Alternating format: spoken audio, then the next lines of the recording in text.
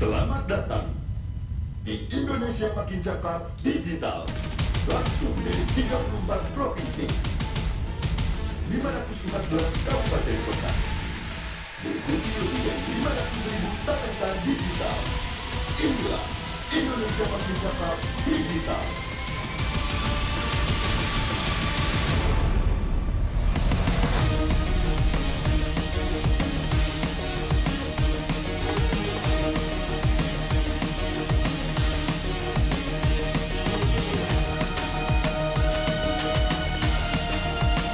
Saya luncurkan program literasi digital nasional hari ini.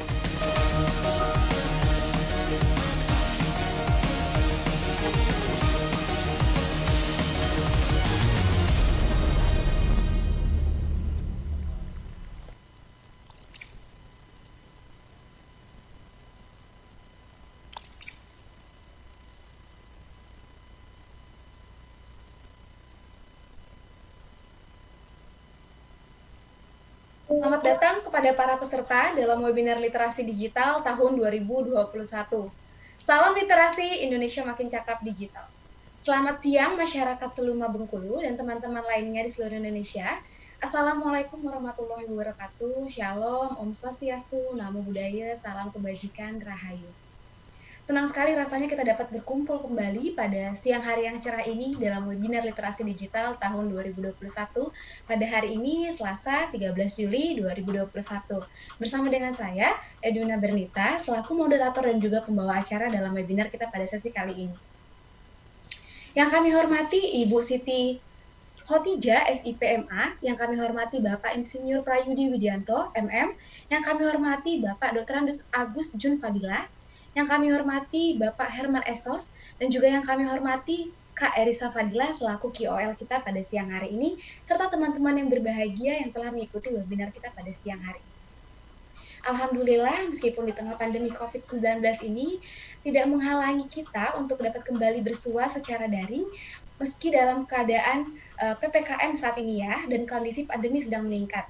Tak lupa kami juga mengingatkan kepada teman-teman semua, khususnya masyarakat di Bengkulu, untuk selalu menjaga protokol kesehatan, yaitu dengan cara mencuci tangan, menjaga jarak, menjauhi kerumunan, menggunakan masker, dan jangan lupa untuk mengurangi mobilitas Anda.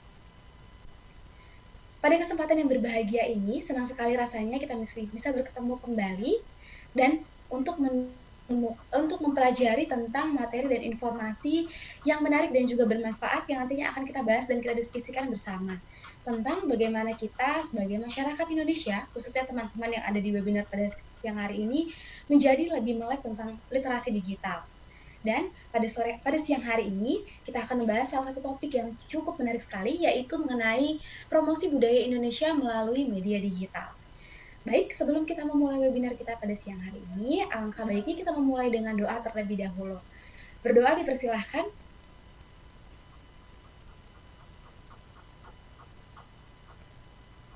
Berdoa hening dicukupkan. Selanjutnya, untuk meningkatkan rasa nasionalisme kita sebagai bangsa Indonesia, marilah kita menyanyikan lagu Indonesia Raya bersama-sama.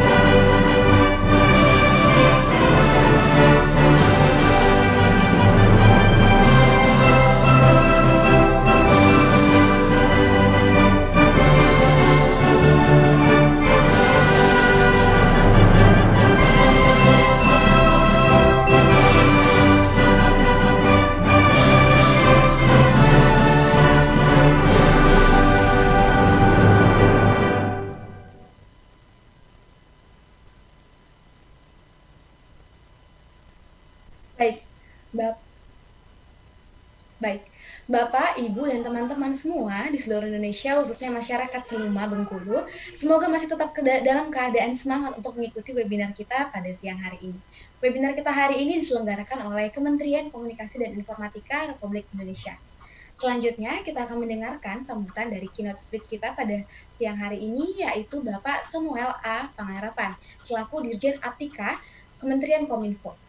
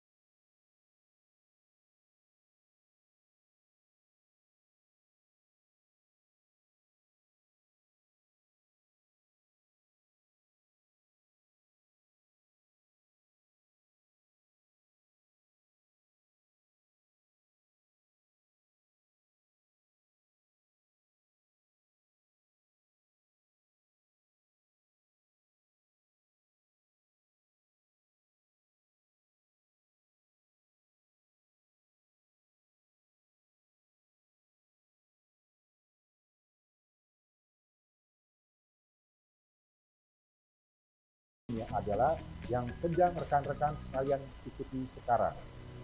Rekan-rekan yang saya hormati, dalam menghadapi perkembangan teknologi yang sangat cepat, literasi digital merupakan kunci dan fondasi utama harus kita semua miliki.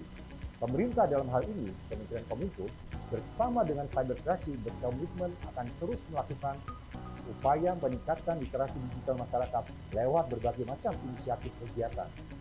Adanya berbagai inisiatif kegiatan literasi digital diharapkan dapat memfasilitasi dan semakin mendorong terwujudnya masyarakat digital Indonesia.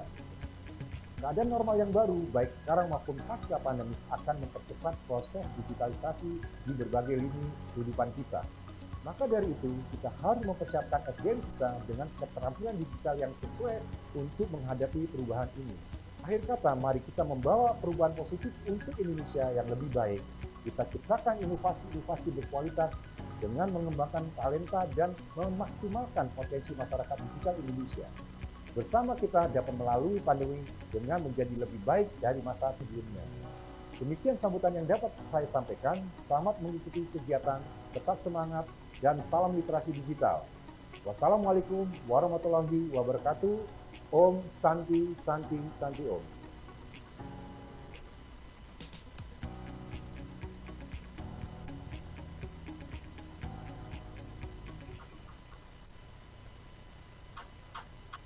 Baik, pada webinar kali ini kita akan kedatangan 4 narasumber kita yang sudah saya sebutkan juga sebelumnya. Namun, saya tidak akan memperkenalkan terlebih dahulu narasumber kita kepada teman-teman di awal sesi ini, karena kita sudah kehadiran QOL kita yang tidak kalah kerennya, yaitu Kak Erisa Fadila. Baik, aku akan sapa terlebih dahulu, Kak Erisa Fadila. Selamat siang, Kak Erisa. siang, Mbak Edwina. Ketemu lagi kita ya. Ketemu lagi ya, Kak. Apa kabarnya nih, Kak? Iya. Alhamdulillah baik. Gimana kabarnya? Sehat ya? Kabarnya baik dan sehat juga, Kak. Semoga Bagus, masih dalam keadaan semangat ya, Kak, untuk mengikuti webinar kita pada siang hari ini. Baik. Pastinya dong. Sebelumnya izinkan saya untuk memperkenalkan Kak Erisa pada teman-teman yang hadir di webinar kita siang hari ini. Kak Erisa ini merupakan MC dan juga konten kreator yang kontennya bisa teman-teman lihat di Instagram maupun TikTok. Jadi mungkin teman-teman yang hadir pada webinar siang hari ini sudah tidak asing lagi nih dengan Kak Erisa. Dan juga teman-teman mungkin yang belum mengenal Kak Erisa, silahkan langsung cek di Instagramnya Kak Erisa @arisafat D dengan menggunakan triple D, dan juga kalian bisa akan mendapatkan informasi-informasi juga yang sangat menarik dan juga tentunya informatif juga buat teman-teman semua yang ada di sini. Baik, aku akan sapa kembali Kak Erisa. Kak Erisa? Iya, halo. Baik, Kak. Selain yang tadi sudah disebutkan nih, Kak, kira-kira kesibukan Kak Erisa untuk saat ini apa aja nih, Kak? Kalau kesibukan sekarang sih, karena kan kalau di Jawa lagi PPKM juga ya, jadi ya kurang lebih sih itu ya, bikin konten di sosial media, juga MC, terus podcast gitu. Seputar aktivitas online aja sih. Benar, karena sekarang semuanya memang harus terpaksa untuk kita lakukan secara online ya, Kak? Ya, betul sekali. Nah, karena topik kita pada siang hari ini, Kak, adalah promosi budaya Indonesia melalui media digital. Menurut Kakak sendiri nih, Kak, menurut Kak Erisa, seberapa berpengaruh sih, Kak, media digital itu untuk promosi budaya Indonesia? Atau dari Kak Erisa sendiri mungkin sudah melakukan promosi budaya Indonesia, Kak, dengan menggunakan konten-konten yang Kakak buat? Nah, ini ya yang menarik untuk menjadi pembahasan kita di webinar siang hari ini gitu, bahwa sekarang kita terutama generasi milenial ya, untuk memperkenalkan budaya Indonesia sendiri itu menjadi lebih mudah gitu. Ada ruang tersendiri bagi kita untuk menyalurkan atau memperkenalkan budaya kita yang bisa secara luas gitu. Jadi aksesnya tuh udah luas di mana-mana gitu dengan menggunakan media sosial yang kita punya, misalnya lewat Instagram, lewat YouTube, tuh bisa lewat TikTok gitu kan. Sekarang kita bisa bikin konten-konten yang membawa unsur-unsur budaya Indonesia gitu, yang nantinya bisa dilihat oleh teman-teman yang di luar daerah kita, mungkin di luar negara kita gitu. Jadi mudah banget untuk mengenalkan budaya saat ini melalui media sosial. Baik, setuju. Khususnya teman-teman dari Bengkulu, dari Kabupaten Seluma, mungkin ingin memperkenalkan nih kebudayaan dari Bengkulu itu apa, bisa banget nih menggunakan sosial media dan media digital kita untuk memperkenalkan kebudayaan kita. Baik, terima kasih banyak Kak Erisa untuk ngobrol-ngobrol singkatnya di awal sesi ini. Sampai bertemu kembali nanti ya, Kak, di akhir sesi untuk membahas apa yang telah disampaikan oleh narasumber kita ya, Kak. Terima kasih, sampai ketemu. Baik. Terima kasih Kak Erisa, sama-sama. Baik, teman-teman, Bapak Ibu di seluruh Indonesia, sebelum kita masuk ke dalam webinar kita, izinkan saya untuk membacakan tata tertib dalam webinar ini terlebih dahulu. Yang pertama, peserta sudah dapat bergabung dalam Zoom meeting ini 30 menit sebelum Zoom meeting dimulai. Dan demi keamanan bersama, peserta yang kami izinkan masuk ke dalam webinar ini adalah peserta yang telah mendaftar melalui link pendaftaran. Yang ketiga, sebagai wujud ketertiban, peserta diharapkan menyesuaikan format Zoom, format penamaan Zoom dengan format yang telah kami berikan, yaitu nama strip instansi, contohnya Edwina Strip Universitas Indonesia. Dan peserta diharapkan mematikan mikrofon dan juga menyalakan kamera selama webinar berlangsung. Dan bagi teman-teman yang ingin bertanya, bagi Bapak Ibu yang ingin bertanya, silahkan menggunakan fitur kolom chat yang ada di dalam Zoom ini. Nantinya host kami akan memberikan format pertanyaan dan mohon diisi sesuai dengan format pertanyaan. Dan yang terakhir adalah seluruh rangkaian acara ini kami akan rekam sebagai bukti pertanggungjawaban. Tidak lupa juga, kami ingatkan kepada teman-teman yang ingin bertanya, nantinya kami akan memilih 10 orang penanya terpilih yang berhak mendapatkan voucher e-money sebesar Rp100.000. Maka pastikan nomor telepon yang Anda masukkan ke dalam format pertanyaan adalah nomor telepon yang telah terintegrasi dengan e-money yang kami sebutkan, yaitu OVO, GoPay, Dana, maupun link aja. Teman-teman juga dihimbau untuk tidak menggunakan fitur raise hand selama Zoom meeting berlangsung. Dan nantinya link absen akan kami berikan pada akhir sesi webinar. Mohon diikuti webinar ini dengan hikmat dan tertib. Baik, tanpa berlama-lama lagi, kita akan langsung ke dalam sesi pemaparan oleh narasumber kita yang pertama. Saya akan sapa terlebih dahulu. Narasumber kita yang pertama adalah Ibu Siti Khotijah, SIPMA. Ibu Siti ini merupakan Ketua Umum Generasi Pesona Indonesia yang akan membawakan materi kecakapan digital. Selamat siang, Ibu Siti. Halo, selamat siang. Suara saya terdengar dengan jelas ya, Bu? Iya, salam sehat dimanapun berada. Salam sehat, Ibu. Semoga selalu dalam keadaan sehat, teman-teman dimanapun berada ya, Bu. Semangat sekali, Ibu Siti, hari ini saya juga ikut senang jadinya mendengarnya. Baik. Thank you, Mbak. Ya, Ibu Siti dipersilahkan untuk memaparkan materinya dalam waktu 20 menit ya, Bu. Dan nanti izinkan saya mengingatkan Ibu di 5 menit sebelum waktu berakhir. Baik, oke, saya izin untuk share screen langsung ya, teman-teman dan panitia. Baik, Ibu, silahkan. Baik, oke. Sudah oke ya, Mbak?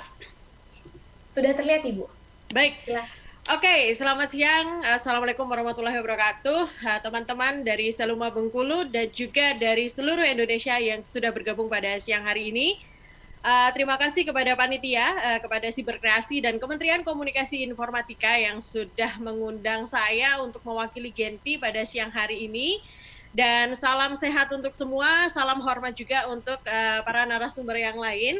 Dan siang ini saya akan sharing terkait dengan bagaimana memajukan pariwisata desa melalui media digital. Nah, sekarang ini yang namanya desa wisata juga sedang tren sekali, jadi semoga materi ini juga berguna khususnya juga bagi teman-teman para pelaku pariwisata dan juga literasi digital di Indonesia, khususnya di Seluma. Oke. Baik, tadi sudah diperkenalkan, saya dipanggil Mbak J, saya dari Genpi. Itu Genpi adalah komunitas pariwisata dan ekonomi kreatif dari Kemenparekraf RI, dan member kami hari ini ada 18.000 orang di seluruh Indonesia, dan kami ada di 34 provinsi dan juga di 210 kabupaten kota. Di Bengkulu kami juga ada Genpi Bengkulu, teman-teman, jadi silahkan bergabung jika nanti berkeinginan untuk bergabung di komunitas ini. Dan komunitas ini adalah komunitas yang sudah 5 tahun ini berjalan, dan kegiatan kami mayoritas ada di kegiatan online.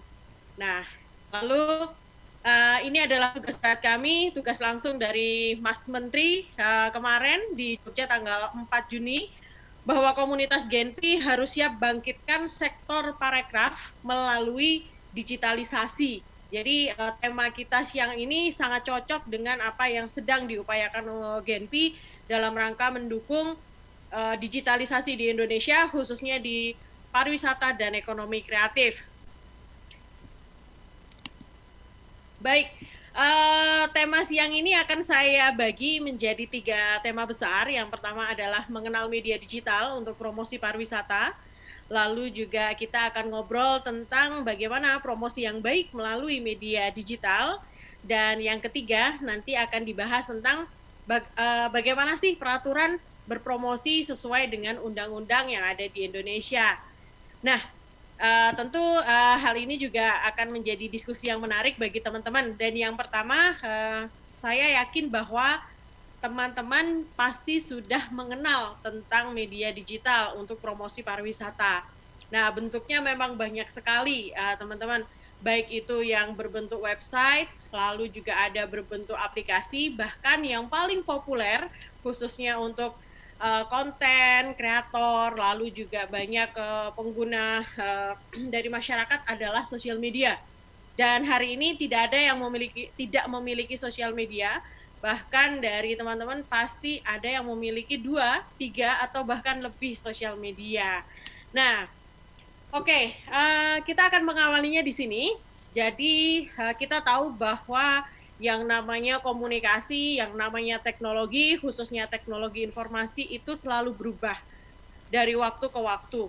Kalau dulu mungkin dan masih ada sampai hari ini komunikasi tradisional, berbentuk kentongan, lalu di desa-desa, lalu juga ada simbol-simbol atau bahkan sudah naik pada level media cetak, lalu juga ada radio, ada televisi. Nah, di awal 90-an Indonesia sudah memasuki era digital dengan pertama kali adalah dengan adanya internet waktu itu.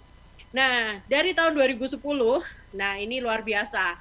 Kemunculan sosial media, kemunculan media-media digital ini sudah ada di genggaman para milenials, seluruh warga negara, hampir lebih dari 180 juta orang Indonesia itu memang sudah terhubung melalui digital.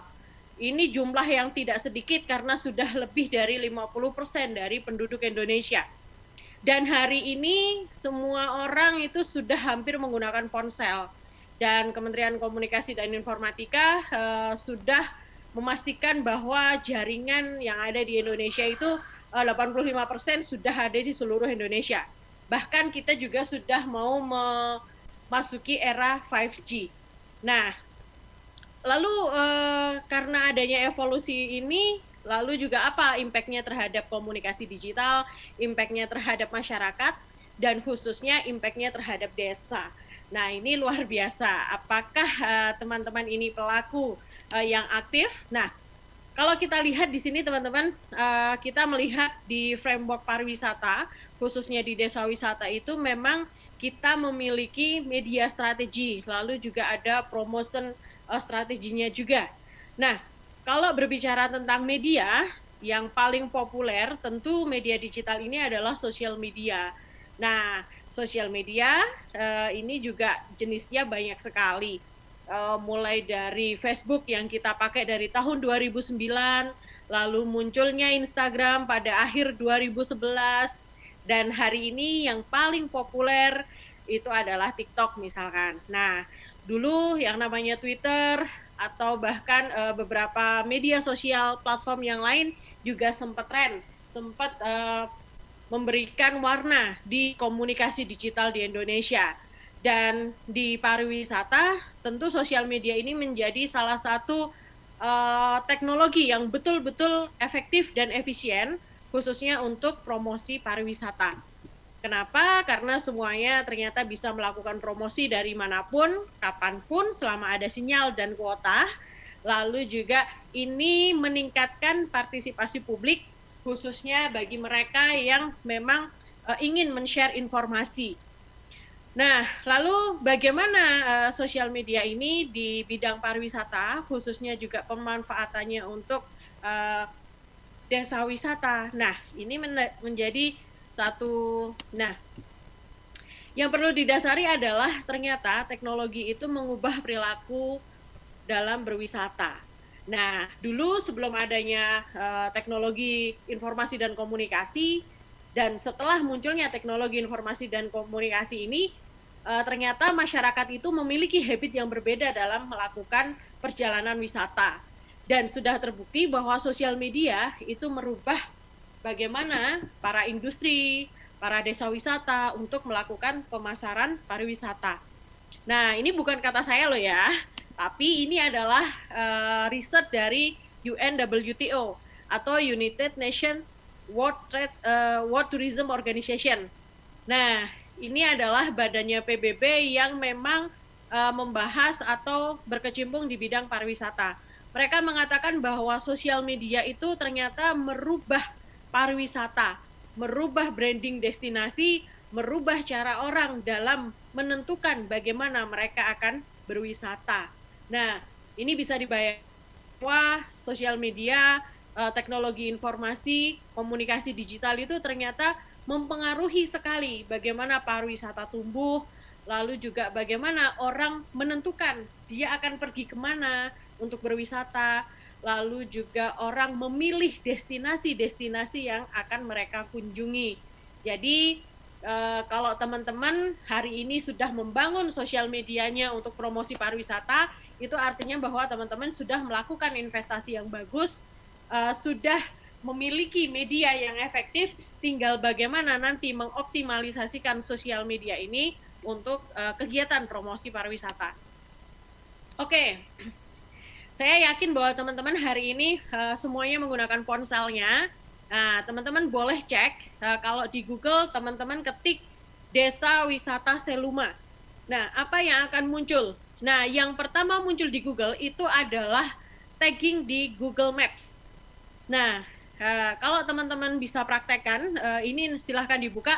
Ketika kita mengetik Desa Wisata Seluma pada ponsel masing-masing, maka teman-teman akan melihat pada sisi paling kanan ini, di mana di situ adalah location. Oh, ternyata banyak sekali desa wisata yang ada di Kabupaten Seluma.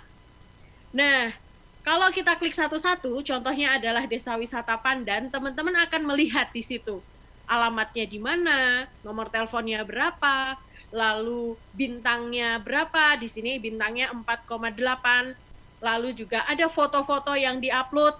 Nah, ini menandakan bahwa komunikasi digital itu menjadi sangat penting dalam promosi pariwisata.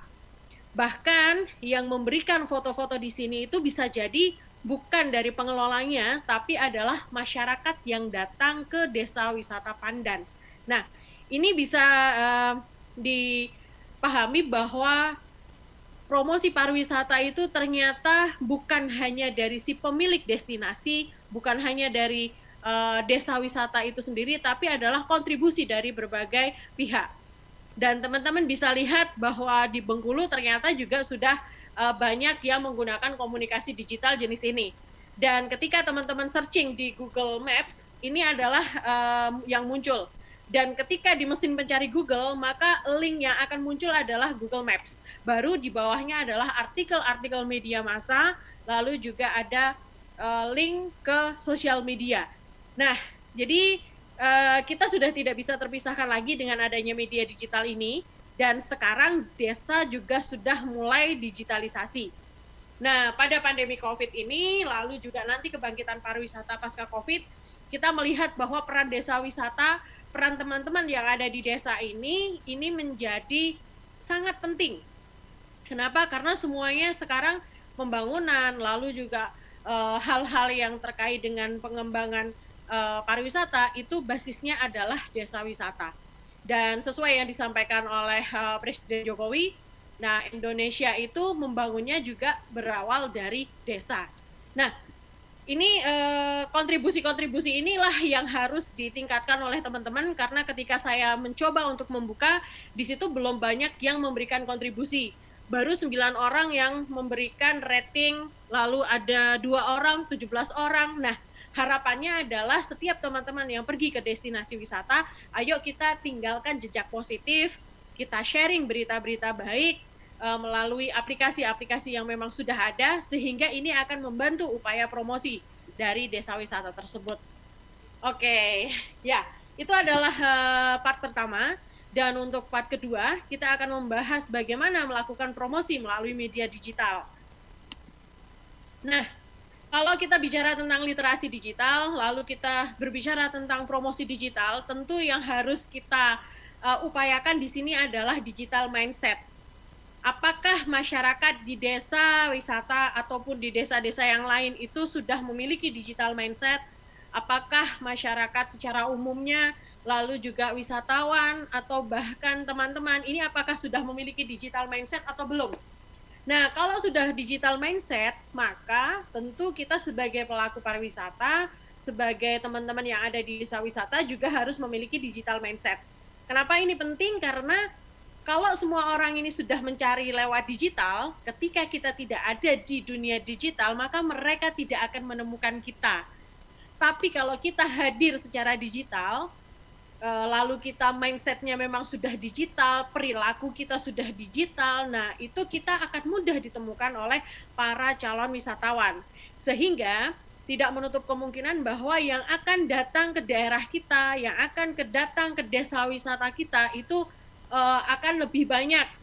Dan ketika kita sudah memiliki digital mindset, artinya kita sudah memiliki investasi digital, baik itu akun media sosial, konten-konten yang sudah kita upload, atau bahkan dibantu upload oleh orang lain menggunakan hashtag, menggunakan caption, itu akan membantu promosi secara efektif. Kenapa? Bisa jadi siang ini kita tapi ada orang yang searching desa wisata kita dan menemukan kita di digital, maka ini akan menjadi kekuatan yang sangat luar biasa dalam melakukan promosi. Nah, teman-teman, bahwa di pariwisata itu ternyata kemenangan juga harus direncanakan. Kalau mau desa wisatanya ramai, mau destinasinya ramai, atau Seluma ini dikenal oleh banyak wisatawan yang akhirnya diharapkan untuk datang, itu memang harus direncanakan. Yang pertama, tentu promosi ini membutuhkan ilmu yang tepat. Nah, ibaratnya kita mau pergi ke suatu daerah, kalau kita tidak punya maps, tidak punya peta yang bagus, nah kita juga akan susah. Bisa jadi jalan yang kita tempuh ini bukan jalan yang paling pintas, yang paling dekat. Jadi ibaratnya promosi pun juga harus seperti itu. Jadi bagaimana belajar tentang promosi digital, lalu optimalisasi sosial media misalkan, ini menjadi sangat penting. Yang kedua, pahami tujuan promosi kita. Kita tujuannya mau apa? Mengenalkan, mengajak orang datang, atau bahkan goals-nya sudah pada menciptakan satu kunjungan yang terus-menerus. Artinya yang sudah datang ini bisa datang kembali ke Seluma. Lalu bagaimana kita menggunakan digital media yang efektif? Dan yang terakhir adalah tentu yang namanya promosi ini juga harus dilakukan bersama-sama. Tidak hanya dilakukan oleh para pengelola wisatanya saja, tapi ini adalah satu kepedulian kita untuk bagaimana kita saling bergotong royong, membantu untuk melakukan promosi, khususnya segala destinasi yang ada di Kabupaten Seluma. Nah, tentu apa yang harus dilakukan dalam melakukan promosi digital? Nah, ini teman-teman ada beberapa tips dari kami yang bisa dilakukan oleh teman-teman para penggiat wisata. Yang jelas bahwa promosi itu tentu harus teratur, lalu tidak hanya dilakukan sekali, 2 kali, tapi dilakukan secara kontinu atau terus-menerus. Karena apa? Karena di sana pasti akan ada update. Kondisi destinasi, kondisi desa kita 6 bulan yang lalu dengan kondisi hari ini tentu sudah berbeda. Makanya kita juga perlu untuk memberikan update terkait dengan konten yang ada di desa wisata atau di destinasi. Nah, jangan lupa juga ketika melakukan promosi ini juga harus jelas memberikan storytelling, lalu memberikan caption, dan yang terpenting adalah memberikan call to action.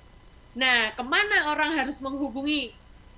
Bisa dikasih tag location-nya, atau bahkan dikasih nomor kontak person-nya, sehingga apa yang menjadi promosi kita itu mampu memberikan commercial value ketika orang betul-betul datang untuk melakukan booking, datang untuk berwisata, begitu.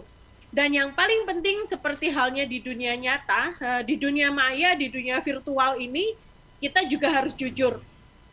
Nah, kenapa promosi harus jujur? Yang jelas adalah kita tidak boleh misalkan mengedit foto secara berlebihan. Lalu kita tidak boleh menampilkan gambar yang tidak sebenarnya.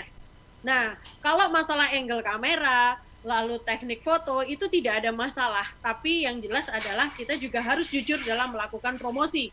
Nah, lalu bagaimana promosi yang bagus? Tentu promosi yang bagus ini juga harus melihat terkait dengan konten yang baik. Konten yang baik yang seperti apa? Nah, sebelum itu tentu kita juga harus mengenal dulu jenis-jenis konten promosi pariwisata di media sosial itu apa saja sih? Nah, Ibu yang Siti, pertama, Ibu Siti, baik. izin mengingatkan waktunya tersisa 5 menit lagi ya Ibu. Baik, jadi jenis konten itu ada foto, ada video, ada teks, dan ada infografis. Nah, konten yang baik tentu adalah konten yang bertanggung jawab, jangan mencuri foto orang, tapi dengan cara men-taggingnya atau bahkan mention itu masih oke. Lalu kontennya juga harus update, jangan sampai apa yang kita upload itu berbeda dengan kenyataan yang ada. Lalu usahakan bahwa konten itu menarik, kreatif, dan tentu informatif. Nah, teman-teman, ketika berbicara tentang promosi yang baik, tentu teman-teman juga harus paham tentang bagaimana memilih konten yang bagus, lalu bagaimana strategi-strategi yang bagus. Nah, ini tentu bisa sangat dipelajari secara otodidak maupun melalui berbagai webinar. Nah, konten ini juga harus representatif, memiliki informasi berupa copywriting, storytelling, lalu juga di sana harus ada kontaknya kemana.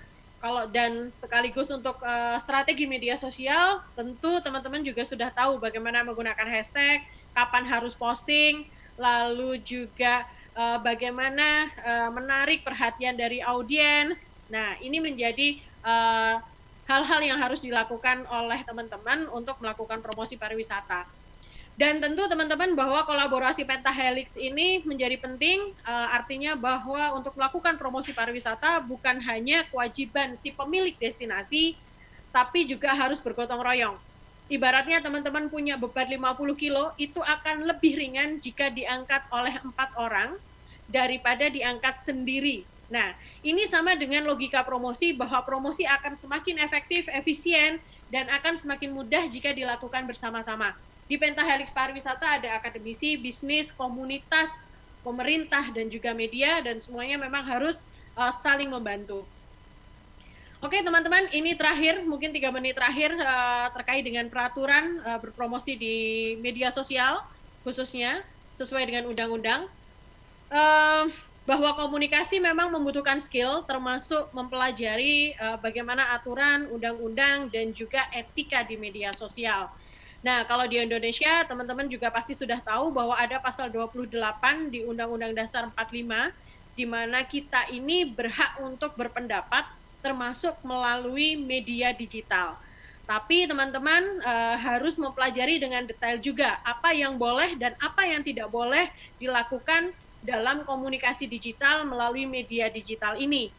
Nah, tentu tidak boleh menyebarkan hoax, tentu tidak boleh memuat unsur sara, tidak boleh menjelekkan orang lain, dan sebagainya. Jadi komunikasi digital sama juga dengan komunikasi pada dunia-dunia nyata kita, bahwa kita juga harus memiliki etika, harus memiliki aturan, sehingga komunikasi yang dihasilkan adalah komunikasi yang efektif, efisien, dan tidak menimbulkan masalah secara sosial. Baik, cara kita berkomunikasi secara digital, ini adalah cerminan dari diri kita dan kepribadian kita. Mari ciptakan budaya digital yang sehat, dan selamat membangun Indonesia. Ini adalah rekomendasi saya untuk program utama promosi desa, khususnya di Kabupaten Seluma secara digital. Yang pertama adalah membuat digital channel-nya dulu, lalu yang kedua, kita akan membuat konten sosial medianya, dan yang ketiga, ingat bahwa promosi tidak hanya dilakukan oleh kita saja, tapi harus dilakukan bersama-sama melalui 5 unsur Pentahelix Pariwisata. Baik, boleh di-mention di Genpi Indonesia, dan boleh mengirimkan artikel secara gratis ke kita juga. Kami akan membantu dengan senang hati bagi para pelaku pariwisata di Indonesia. Makin cakap digital, kontribusi sekarang juga, sekecil apapun, secara konsisten, kalau bukan kita siapa lagi, kalau bukan sekarang kapan lagi. Terima kasih, selamat siang, Assalamualaikum warahmatullahi wabarakatuh.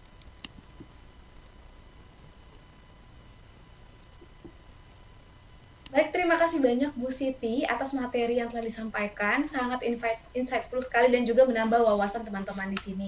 Khususnya tadi ada satu kalimat nih yang sempat aku kutip juga dari Bu Siti dan sangat bermakna sih buat aku sendiri, yaitu konten media sosial yang kita buat, konten media digital yang kita buat adalah cerminan diri kita. Apapun yang kita post, apapun yang kita sebarkan di media sosial adalah gambaran diri kita. Jadi, hati-hati nih buat teman-teman yang masih sering menyebarkan informasi tanpa dipilah dulu, tanpa dicek dan disaring kebenarannya. Artinya, itu merupakan juga cerminan dari gambaran diri Anda sendiri gitu, kira-kira ya Bu ya. Baik, terima kasih sekali lagi Bu Siti. Baik, selanjutnya kita akan masuk ke narasumber kita yang kedua. Narasumber kita yang kedua akan membawakan materi tentang keamanan digital. Narasumber kita yang kedua adalah Bapak Insinyur Prayudi Widianto, MM. Bapak Prayudi merupakan profesional business coach yang akan mengisi materi kita yang kedua. Baik, saya akan sapa terlebih dahulu Bapak Prayudi. Selamat sore, Bapak. Sore, Mbak Edwina. Apa kabar? Apa kabarnya, Pak? Kabar saya baik, Pak. Bapak gimana kabarnya, Pak? Baik. Baik. Alhamdulillah. Semangat ya, Pak, baik. untuk membawakan materinya. Lagi PPKM. Iya, insya Allah. Betul. Ya, ini demi keamanan bersama ya, Pak. Memang kita harus mengurangi mobilitas kita ya, Pak. Baik. Okay. Bapak dipersilahkan untuk memaparkan materi dalam waktu 20 menit dan nanti izinkan saya juga untuk mengingatkan Bapak di 5 menit sebelum waktu berakhir ya Pak. Baik, Bapak Ya, terima dipersilahkan. kasih Mbak Edwina. Saya izin share screen ya.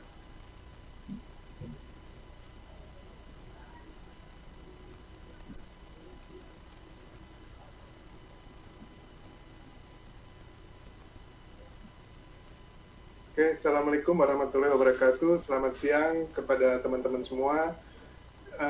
Mudah-mudahan dari seluruh Indonesia hadir pada siang hari ini ya.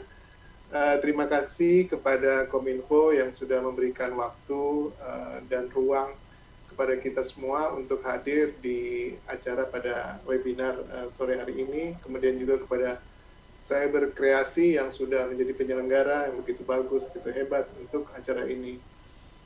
Juga para narasumber, Ibu tadi luar biasa, Ibu Siti Khadijah sudah menjelaskan dengan bersemangat tentang desa wisata.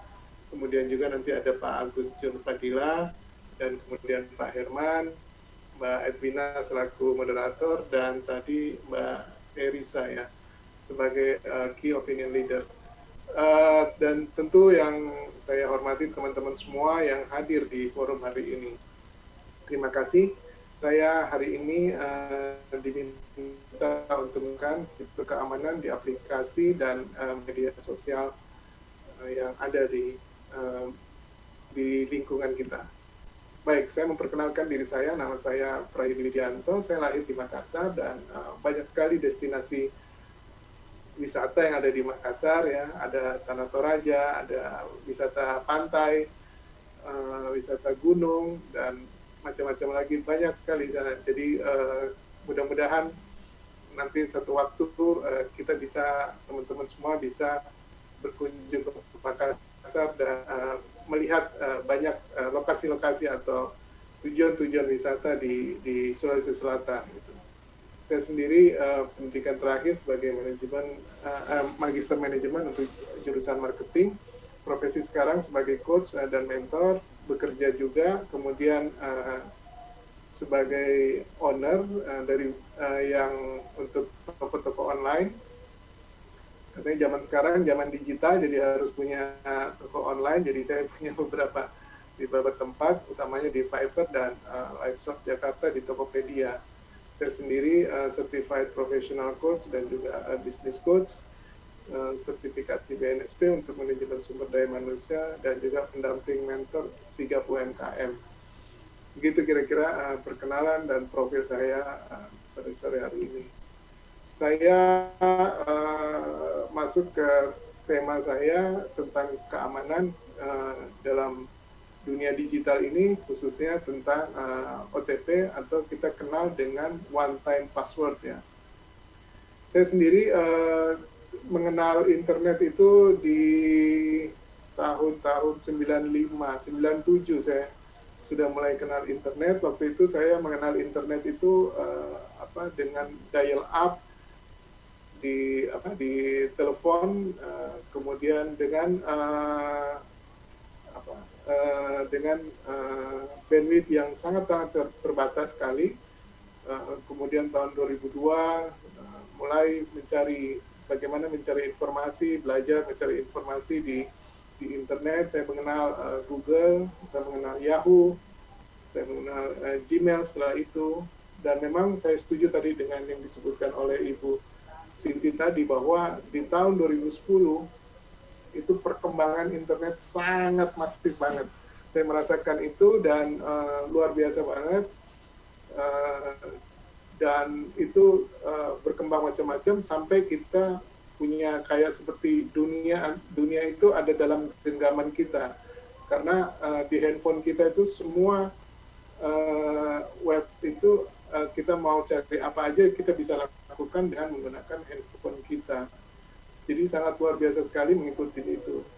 Kemudian ditambah dengan setahun yang lalu krisis pada pandemi yang membuat orang dipaksa mau tidak mau harus masuk ke dunia digital.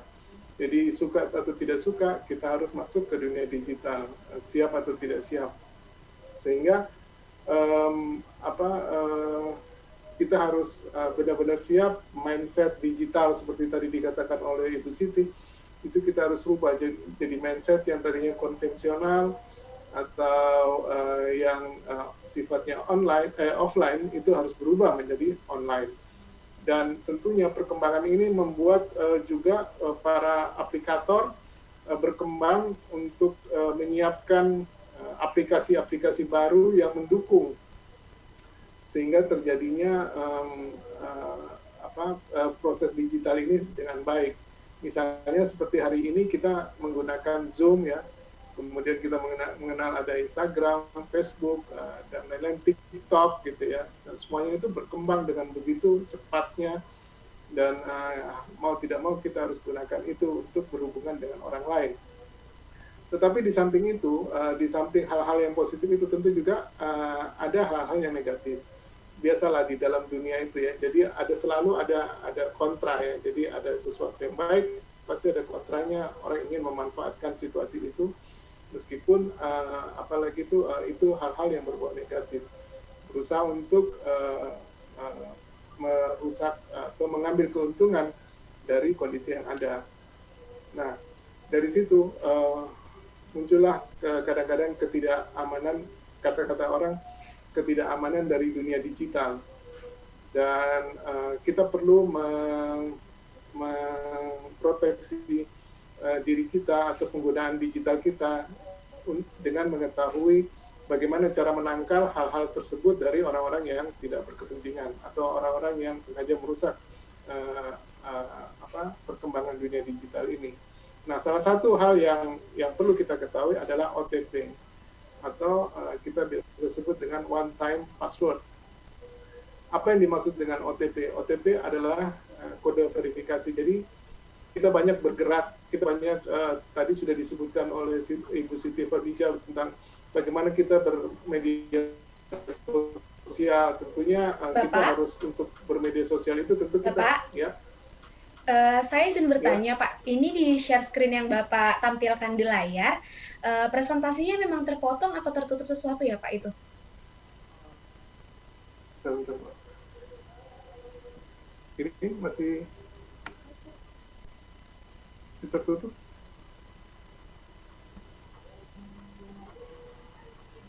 Ini gimana, Pak? Tertutup ya? Ini sekarang? Nah, sekarang udah tidak, itu Pak, sudah tidak tertutup lagi. Halo? Oke, siap.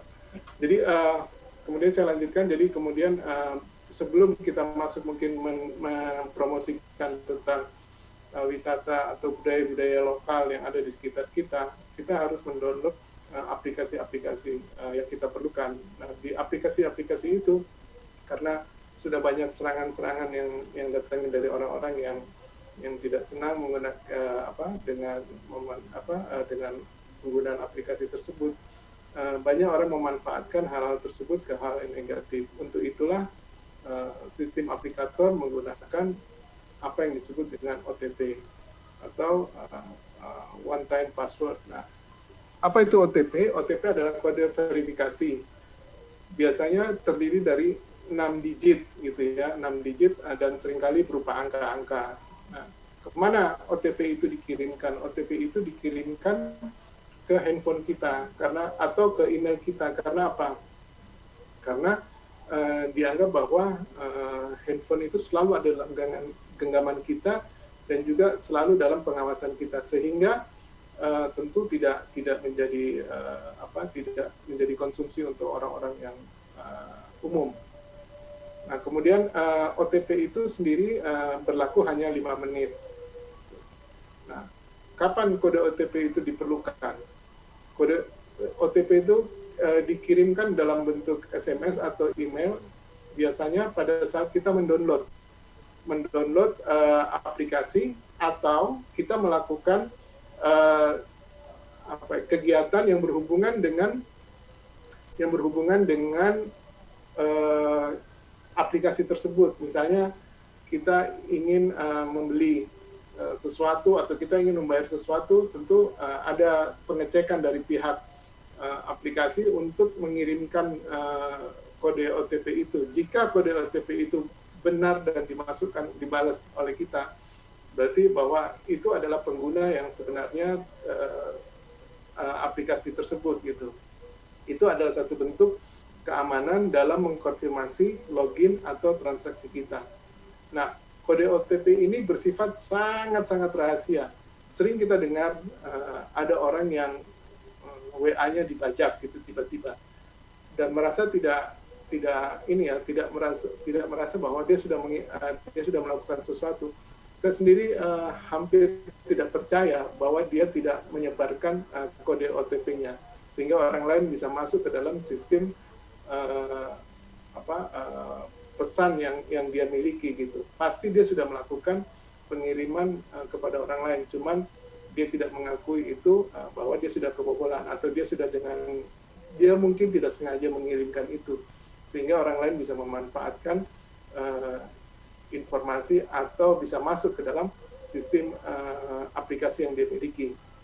Nah, untuk itu kode OTP tidak boleh diberikan kepada siapapun. Jadi kode OTP itu seperti kunci rumah. Begitu kunci rumah kita serahkan kepada orang lain, kepada orang yang tidak berkepentingan, dia langsung bisa masuk ke dalam rumah kita dan mengobrak-abrik, mengambil semua informasi yang ada di rumah kita. Dan yang lebih berbahaya lagi, kalau dia menggunakan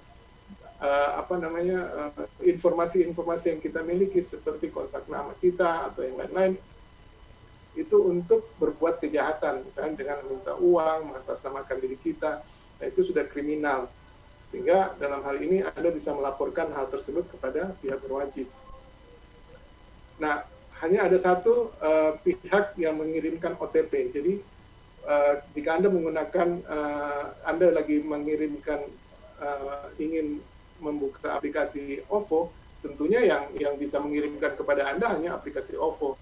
Siapapun yang lain yang menginginkan kode OTP itu, Anda tidak perlu menerima atau mengikuti apa yang diperintahkan. Nah, abaikan jika ada pihak lain yang meminta. Jadi tidak usah diperhatikan, diabaikan saja jika ada orang yang minta kode OTP Anda. Nah, jika Anda tidak melakukan apa-apa, jika Anda tidak melakukan kegiatan apa-apa, terus kemudian ada masuk kode OTP, nah itu Anda harus tahu bahwa Anda sudah terserang atau ada orang yang coba-coba untuk masuk ke dalam sistem Anda dan ada kode OTP yang dikirimkan kepada Anda. Nah, jika orang tersebut meminta kepada Anda, jangan lakukan pengiriman meskipun apapun alasannya, mau dikasih uang lah, mau ada sesuatu hadiah lah, tidak usah diberikan kode OTP itu. Tetap lakukan prosedur, tidak memberikan kode OTP meskipun ada yang menghubungi dari pihak aplikasi, siapapun itu, karyawan aplikator itu atau enggak, karena semuanya sudah by system. Nah, cara aman agar akun tetap aman yaitu dengan cara Anda sering mengganti password. Kemudian gunakan tanda-tanda seperti huruf besar dan huruf kecil sehingga password Anda susah untuk dilacak. Tidak menggunakan tanggal lahir. Nah, ini sering kita menggunakan supaya mudah kita menggunakan tanggal lahir kita sehingga hal tersebut bisa dengan mudah ditemukan oleh pihak-pihak pengganggu kita. Jika Anda merasa dirugikan, seperti saya katakan tadi, Anda bisa melaporkan kepada pihak yang berwajib. Nah, penggunaan sosial media yang sehat, seperti tadi sudah dikemukakan oleh Ibu Siti Khadijah, itu adalah dengan menggunakan sosial media itu untuk berkomunikasi secara profesional, misalnya dengan untuk mengabarkan tentang desa wisata, mengabarkan potensi wisata yang ada di sekitar kita, kemudian budaya-budaya lokal, itu kan banyak sekali yang bisa kita lakukan. Kemudian paham cara pengoperasian gadget dan laptop, ya sekarang gadget dan laptop itu tidak seperti dulu hanya bisa beberapa fungsi aja, sekarang sudah bermacam-macam fungsi ada di situ. Jadi pahami, pelajari, dan gunakan itu untuk hal yang positif. Dan juga perlu Anda mengasah untuk kemampuan marketing dan promosi lewat internet. Biasakan untuk dalam hal ini untuk menggunakan internet itu untuk hal-hal yang positif seperti dengan marketing dan promosi ini. Kemudian seperti tadi ada dikatakan pada saat pencarian ya, ada tiba-tiba harus muncul desa itu tadi ada desa wisatanya muncul gitu. Nah itu biasanya kita harus memiliki juga kemampuan search engine optimization. Jadi kita atau biasa orang sebut dengan SEO. SEO itu bisa membuat konten kita itu selalu berada di atas pada saat dicari di Google, dan itu memang tidak mudah, hanya perlu pengetahuan yang lebih dalam lagi. Tetapi di zaman seperti pandemi ini banyak sekali kursus-kursus yang dulunya jutaan sekarang itu terkoreksi menjadi lebih murah. Kemudian selalu memutakhirkan kemampuan yang dimiliki saat ini. Improve-lah diri Anda, apalagi itu dengan belajar, terbuka kesempatan begitu besar untuk Anda bisa mengembangkan diri Anda dalam pengetahuan digital ini. Kemudian mengambil dan mengedit gambar lewat smartphone. Kita tahu bahwa smartphone sekarang dengan megapiksel yang begitu besar, Anda bisa cukup dengan menggunakan handphone, bisa melakukan editing, bisa take foto dengan baik, kemudian video, dan itu bisa menjadikan konten-konten yang menarik, apalagi untuk desa-desa wisata. Sekarang banyak sekali promosi-promosi lewat video, lewat gambar, dan saya melihat bahwa sekarang di Bogor itu banyak sekali kafe-kafe yang berkembang dengan memanfaatkan pengenalan lewat YouTube dengan pemandangannya yang bagus-bagus, hijau, tidak jauh dari Jakarta, tetapi cukup untuk rehat sejenak dari kesibukan di kota Jakarta. Nah, kemudian juga di sini juga banyak aplikasi-aplikasi yang bisa kita gunakan, yang seperti Sijil ini juga kita bisa membuat buku secara digital, e-book ya. Anda bisa menulis tentang desa wisata atau potensi-potensi wisata yang ada di sekeliling Anda bisa tempelkan di situ. Juga ada aplikasi Wondershare Filmora, itu juga bisa kita gunakan untuk untuk editing video seperti itu. Jadi banyak sekali yang bisa dikembangkan sekarang di zaman digital ini menjadikan kita lebih positif. Kemudian Canva ini untuk bikin flyer, Photon, aplikasi untuk presentasi, video animatif, Prezi, dan lain-lain. Masih banyak sekali tersedia aplikasi yang menarik untuk menunjang kita, mengenalkan lokasi-lokasi kita sehingga bisa tersiar ke mancanegara. Zamannya sekarang karena digital, ini kan kita biasa sebut dengan borderless. Jadi dunia tanpa batas. Mungkin desa-desa yang jauh yang dulunya sangat-sangat susah untuk mendapatkan promosi, dengan zaman seperti ini itu semakin terbuka untuk dikenalkan ke dunia, ke seluruh dunia, sehingga orang bisa mengenal dan kemungkinan untuk bisa berkunjung ke lokasi tersebut itu menjadi sangat besar.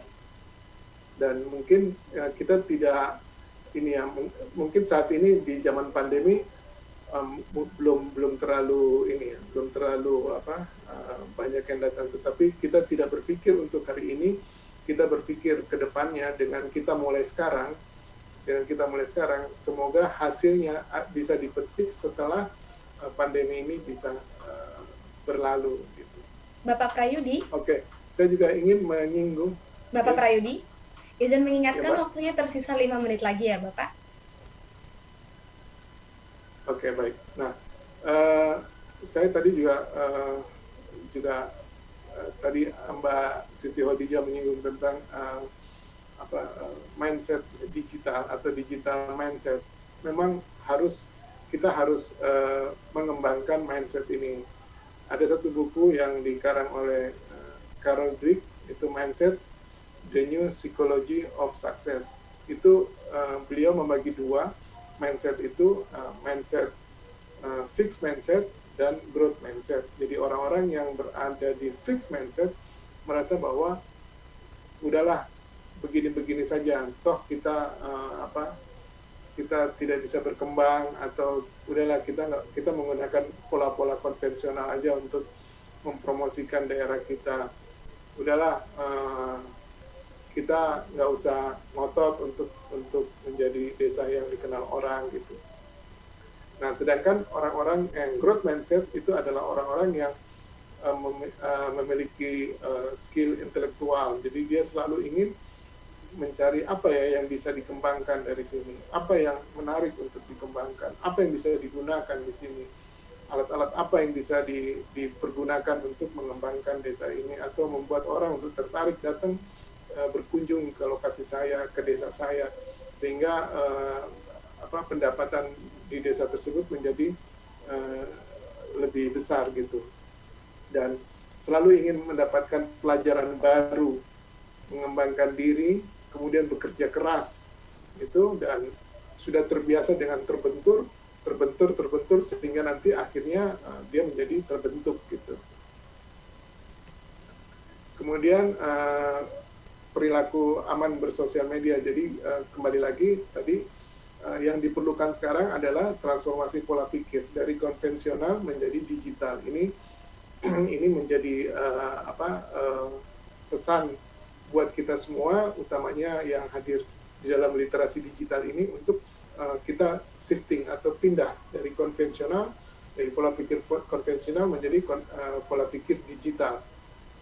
Jadi yang perlu kita garis bawahi adalah jangan asal posting konten gitu. Jadi pikirkanlah sebelum Anda memposting itu apa yang Anda ingin ingin sharing atau ingin posting gitu. Karena medsos itu bukan milik Anda. Pada saat Anda meng-publish itu, medsos itu sudah menjadi milik publik. Kemudian Anda tidak perlu secara bersemangat mencantumkan informasi yang tidak terlalu berhubungan dengan diri Anda, karena itu akan sangat berbahaya. Karena banyak sekali kita nggak bisa mendeteksi ancaman-ancaman yang datang mengintai kita dari luar. Kemudian jaga etika ya, hormatilah orang lain sebagaimana kita ingin dihormati. Jangan kita pengen dihormati tetapi kita tidak menghormati privasi orang lain. Selalu waspada dan jangan langsung percaya. Jadi kita selalu waspada dengan pengguna-pengguna yang tidak dikenal tiba-tiba mengirimkan pesan tanpa maksud dan tujuan yang jelas. Biasanya ada orang yang tiba-tiba berbaik hati kepada kita, minta kenalan, minta apa segala macam. Itu Anda harus berhati-hati. Kemudian juga filter akun-akun yang diikuti. Carilah akun-akun yang bermanfaat, menghibur, membangun growth mindset Anda, pelajaran-pelajaran apa yang Anda dapatkan dari digital, sehingga Anda berinternet itu menjadi lebih berguna. Akhir, bijak bermedia sosial, bijak pula menggunakan kuota internet. Nah, kuota internet meskipun sekarang ini sudah jauh harganya turun, tetapi tetap Anda harus bijaksana menggunakan untuk hal-hal yang bermanfaat dan berguna bagi kemajuan diri Anda. Jadi pikirkanlah segalanya, karena semua ada di tangan Anda sekarang, pilihan hanya ada di Anda. Terima kasih, saya akhiri presentasi saya pada sore hari ini. Saya kembalikan ke Mbak Edwina.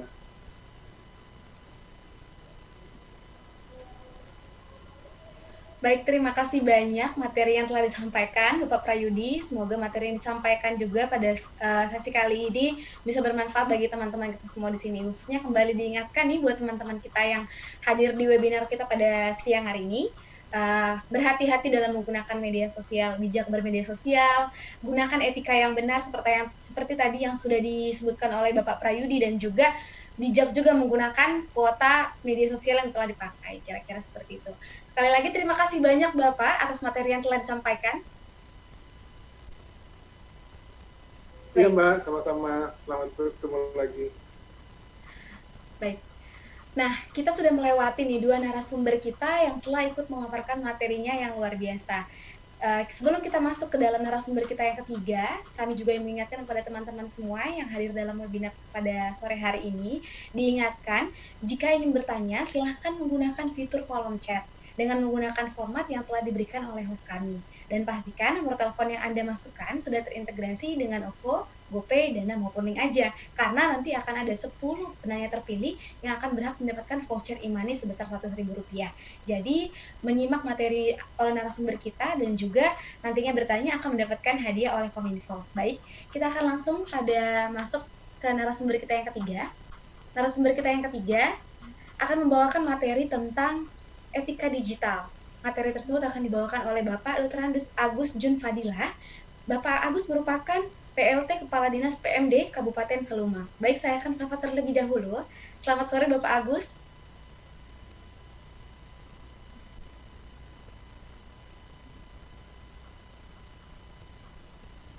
Selamat sore Bapak.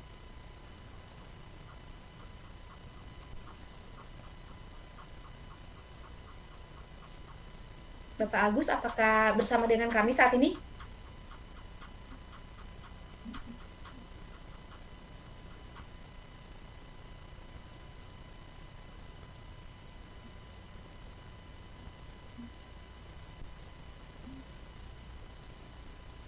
Selamat sore, Bapak.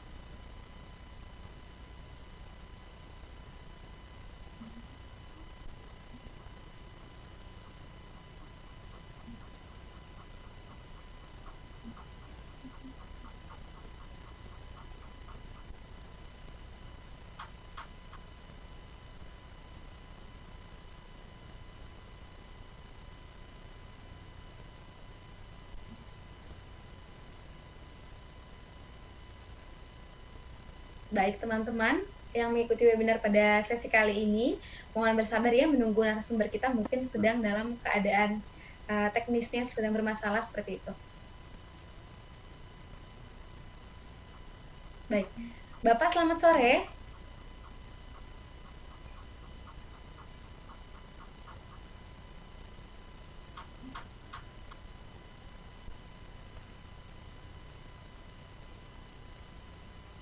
Baik, mungkin karena ada kendala sinyal dan juga teknis, kita akan lanjutkan ke narasumber kita yang keempat, dan nanti narasumber kita yang ketiga akan mengisi di sesi terakhir ya. Baik, narasumber kita yang keempat akan membawakan materi tentang budaya digital, yang akan dibawakan oleh Bapak Herman Esos. Bapak Herman ini merupakan PLT Kepala Dinas Sosial Kabupaten Seluma. Saya akan sapa juga. Selamat sore Bapak Herman.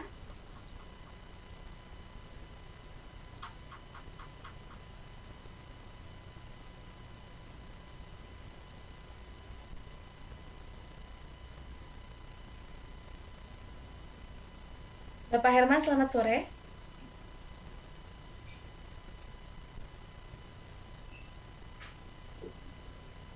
Sudah, ya selamat sore dengan Pak Herman. Apa kabarnya Pak? Oh, alhamdulillah baik. Gimana? Alhamdulillah. Baik. Semoga selalu dalam keadaan sehat ya Pak. Amin, amin, amin. Sudah siap Pak untuk membawakan materinya? Ya, siap boleh ya. Baik, dipersilahkan Bapak Herman untuk memaparkan materinya dalam waktu 20 menit dan nanti izinkan saya juga untuk mengingatkan Bapak di 5 menit sebelum waktu berakhir ya Pak. Ya. Baik, dipersilahkan Bapak. Ya. Assalamualaikum warahmatullahi wabarakatuh. Selamat sore. Kami dari Dinas Sosial Kabupaten Seluma Provinsi Bengkulu ya Bu. Alhamdulillah saat ini kami sudah terhubung dan akan menyampaikan materi kami dalam hal ini agar kita semua memahami batasan dalam kebebasan berekspresi di dunia digital. Ya. Dalam hal ini kita sudah diatur tidak kebablasan dengan Undang-Undang ITE. Batasan tersebut sendiri sudah diatur di dalam Undang-Undang nomor 11 tahun 2008. Sebelumnya mungkin tadi sudah tahu nama saya ya, dan saya kenalkan lagi. Saya pelaksana tugas Kepala Dinas Sosial Kabupaten Seluma, Herman, lahir di Bengkulu Selatan, Agustus 1998, tempat tinggal sesuai dengan kartu penduduk saya di Kemiring Permai, Kota Madia, Bengkulu. Lanjutkan yang aturan tadi, pembatasan dalam berkreasi tadi di Undang-Undang Nomor 1 Tahun 2008 tadi ya. Supaya kita tidak melanggar aturan dalam kebebasan berekspresi, dalam hal ini digitalisasi ini. Bapak, Ibu, saudara pendengar sekalian yang saya hormati,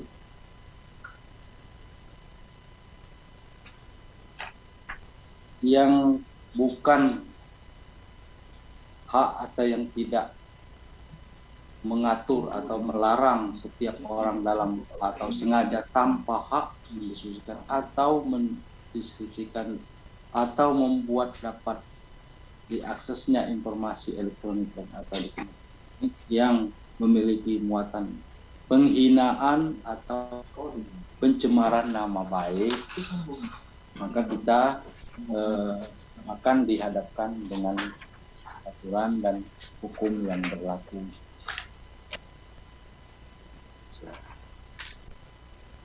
Selanjutnya,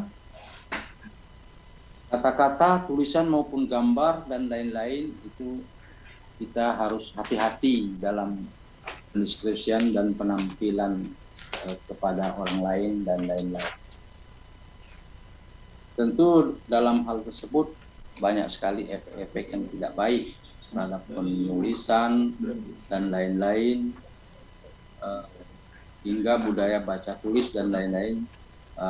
Kita tidak boleh sembarang menggunakan elektronik digital ini. Selanjutnya,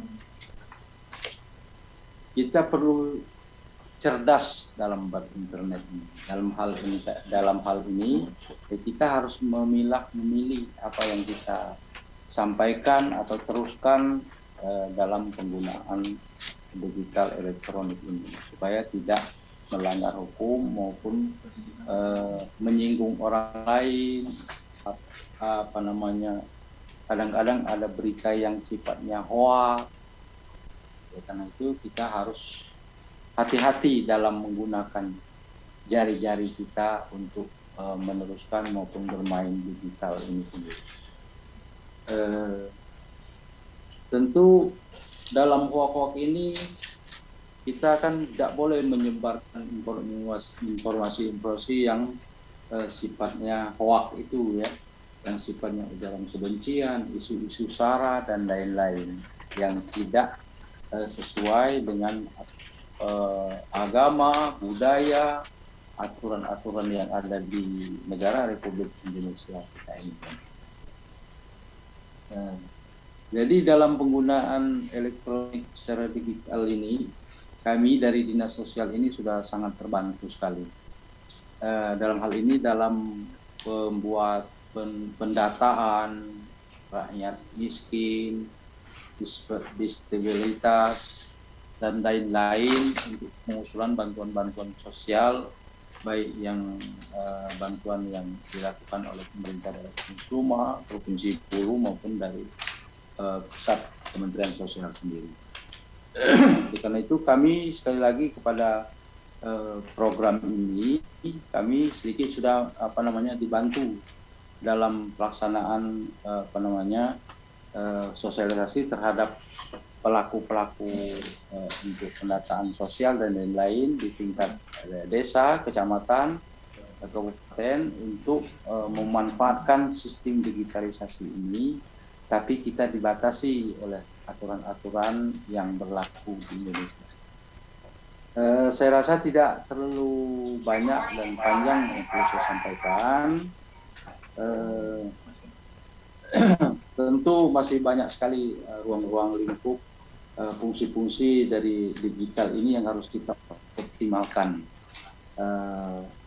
Nantinya pemerintah daerah maupun pusat Binta juga harus menyediakan fasilitas pendukungnya lagi. Oleh karena itu di daerah-daerah pedalaman, di jauh di perbukitan masih dalam kesulitan sinyal dan lain-lain dalam penggunaan media sosial dan lain-lain.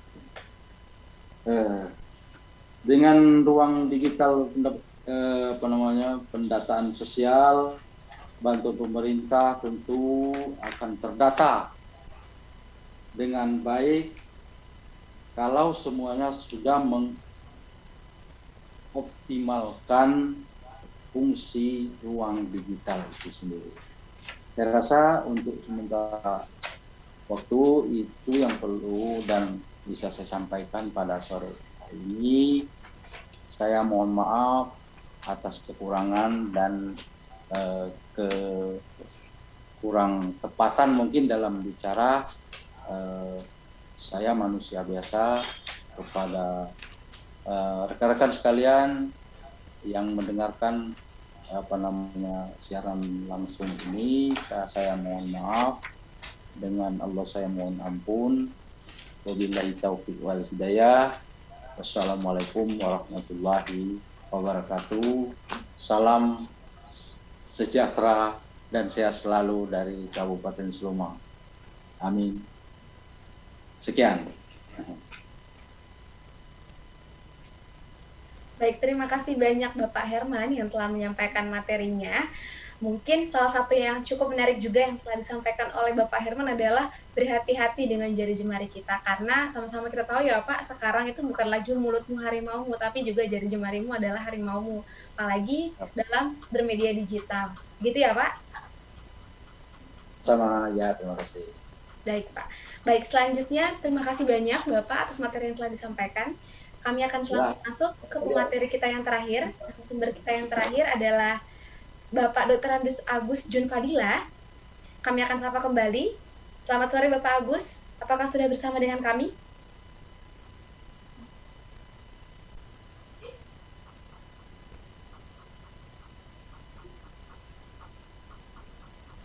Bapak Agus, selamat sore.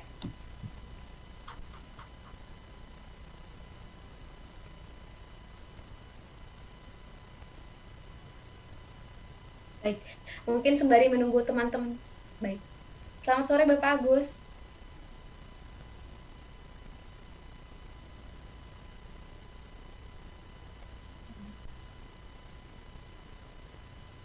Bapak, mungkin suaranya bisa di-unmute terlebih dahulu, Pak. Aktif suaranya, Bu, ya. Ini. Silakan, Pak. Baik, sekarang sudah terdengar, Pak. Silahkan Bapak dipresentasikan materinya dalam waktu 20 menit. Tolong ditampilkan, Bu, ini. Tolong ditampilkan slide-nya. Baik, kami akan bantu share screen ya, Pak. Oh. Mohon ditunggu sebentar, Bapak. Ya.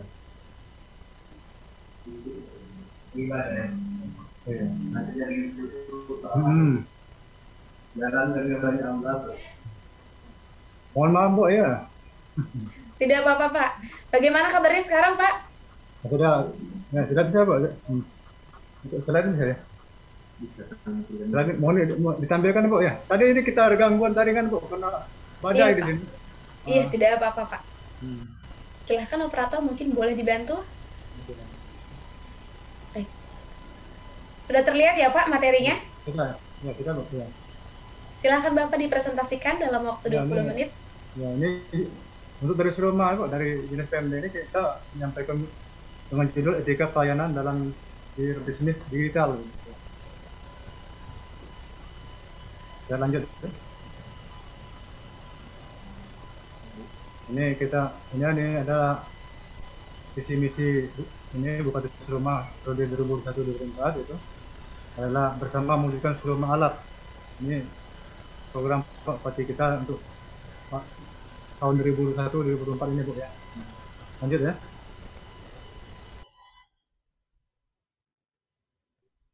Kemudian itu ada ini yang disampaikan juga ini dalam menjalankan setiap aktivitas ke depan masyarakat kita tidak lepas dari dengan aturan-aturan yang harus dipatuhi, baik itu aturan tertulis maupun aturan tidak tertulis. kita sampai melanggarnya, biasanya akan mendapatkan sanksi dari lingkungan sekitar kita. Begitu juga dalam berbisnis, etika dalam berbisnis era digital pada saat ini. Lanjut. Dengan hadirnya ruang digital, maka untuk kita semua untuk bertransformasi ke era digital tidak terlepas dengan berbisnis.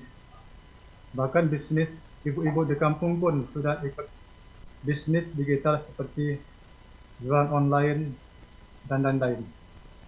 Ya, lanjut. Adapun etika berbisnis digital tidak jauh berbeda dengan bisnis yang sering kita lakukan pada umumnya atau offline ya. Antara lain, pertama adanya kejujuran. Jadi kejujuran inilah pokok pertama daripada etika berbisnis. Kalau tidak jujur maka kita tidak akan dipercayai oleh tekanan kita. Kemudian kedisiplinan. Disiplinnya penting karena dengan disiplin maka kita akan terus menjaga kinerja kita dengan sebaik mungkin. Kemudian ramah tamah pada konsumen. Ramah tamah kepada konsumen ini kita harus ramah, dalam arti kita tidak boleh sombong, tidak boleh menganggap konsumen yang lebih penting. Menganggap kalau kita yang lebih penting daripada konsumen. Kita yang lebih mementingkan konsumen. Kemudian sopan santun artinya kita harus bersikap baik kepada konsumen maupun kepada rekan-rekan kita. Kemudian adanya mencoba terima kasih ya, penting juga dalam kita menyampaikan dalam berbisnis dan lain-lain sebagainya. Ya, lanjut. Saat etika berbisnis tadi diterapkan, maka pelan-pelan bisnis akan mulai bangkit dan berbicara soal bisnis. Tentu sangat ini desa sangat potensial untuk dikembangkan karena mempunyai BUMDes atau badan usaha milik desa yang patut dikembangkan. Melalui badan usaha milik desa ini atau BUMDes, desa-desa bisa mandiri, tumbuh dan berkembang lebih kuat jika desa tersebut mampu menguasai ruang digital yang telah disediakan oleh pemerintah.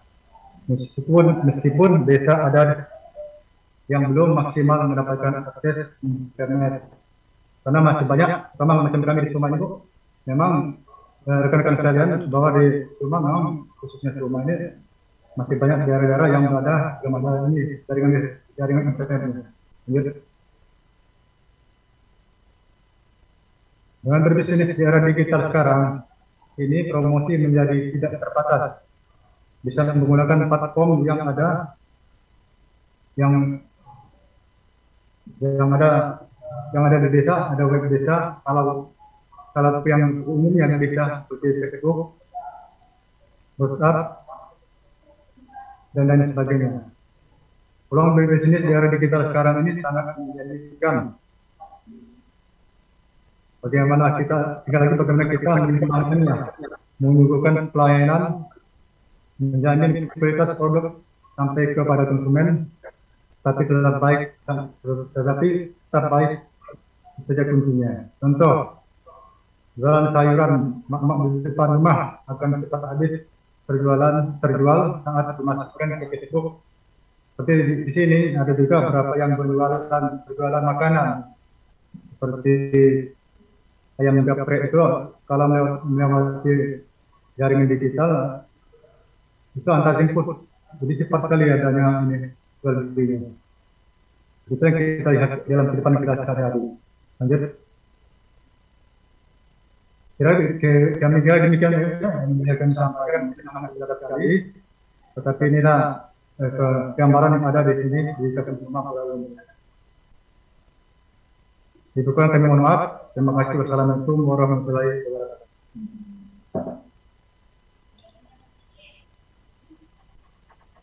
Baik. Baik, terima kasih banyak Bapak yang telah menyampaikan materinya.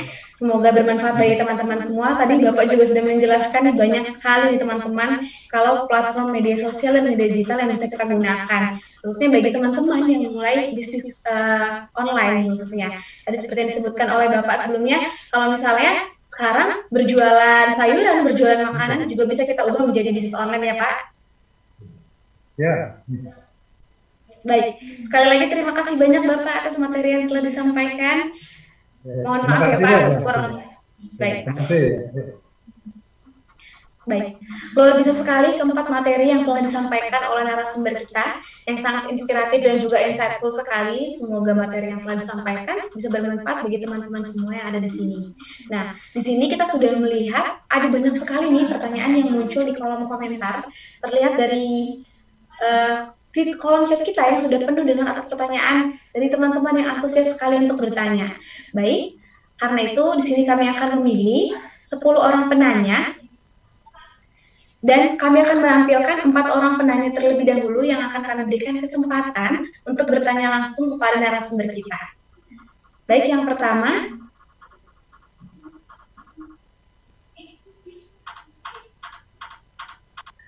Baik. Nah, tapi sebelum kita masuk ke sesi tanya jawab kita kali ini, mungkin teman-teman sudah antusias sekali nih kira-kira yang tadi sudah bertanya di kolom chat, mungkin sudah mulai terpikirkan nih. Sudah mulai terpikirkan kira-kira siapa nih yang berhak untuk bertanya, karena nanti dipastikan bahwa 4 orang bertanya ini mempunyai kesempatan langsung untuk bertanya kepada narasumber-narasumber kita, dan juga pasti akan mendapatkan voucher e-money sebesar Rp100.000 dari Kominfo. Baik, tanpa berlama-lama lagi kami akan panggilkan penanya pertama. Penanya pertama dipersilahkan kepada Ibu Rizka Firjianti. Ibu Rizka Firjianti untuk bertanya langsung kepada Ibu Siti. Dimohon kepada Ibu Rizka untuk bisa membantu menyalakan kamera dan juga mikrofonnya, Bu.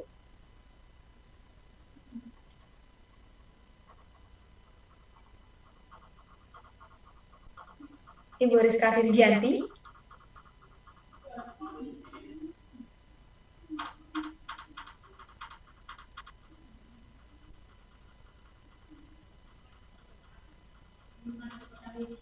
Baik, karena mungkin Ibu Rizka sedang tidak bersama dengan kita akan masuk ke penanya kedua kita.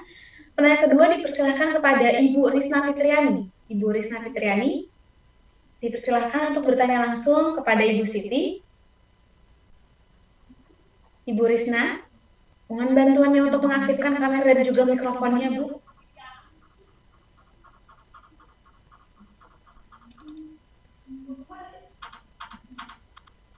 Baik, Ibu Risna, silahkan bertanya Ibu kepada Ibu Siti.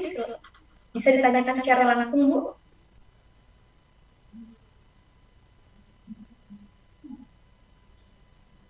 Baik, terima kasih. Di sini saya akan bertanya kepada Ibu Siti Khadijah, yang dimana pertanyaannya, menurut Ibu, bagaimana memajukan desa wisata melalui digital di daerah 3T di Indonesia? Yang mana di daerah 3T para masyarakat belum melek digital. Mohon penjelasannya, Bu. Sekian dan terima kasih.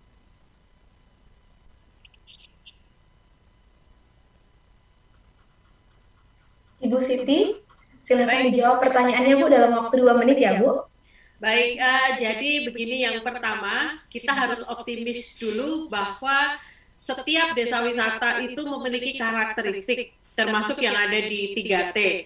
Lalu karena masyarakatnya belum digitalize, itu bukan berarti bahwa itu tidak menarik. Namun itu justru menjadi satu atraksi yang mungkin kealamiahannya itu dicari oleh banyak orang.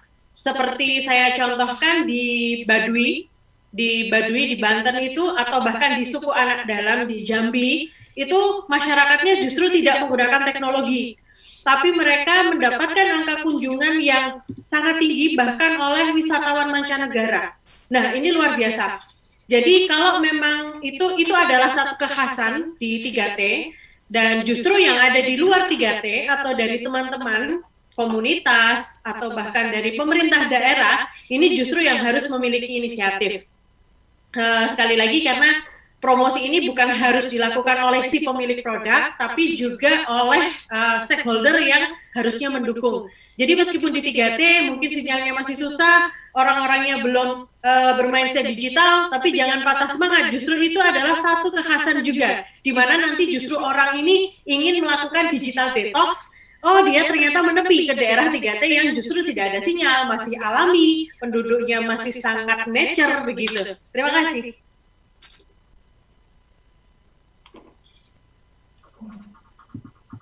Baik, terima kasih banyak Ibu Siti yang telah menanggapi pertanyaan dari Mbak Risna. Kami ucapkan terima kasih banyak. Kita akan langsung masuk ke narasumber kita yang kedua dan penanya kita yang kedua.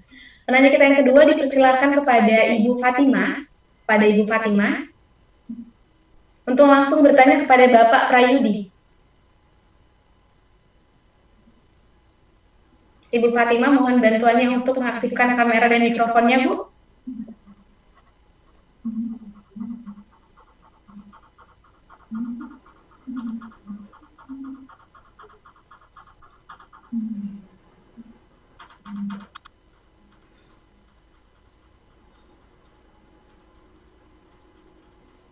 Baik, karena Ibu Fatima tidak bersama dengan kita saat ini, sedang tidak bersama dengan kita akan langsung masuk ke penanya selanjutnya.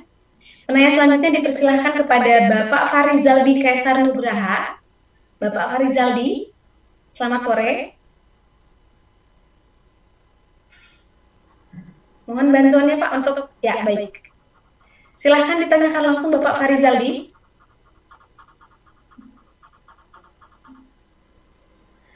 Bapak Farizaldi mungkin boleh dibantu unmute Pak.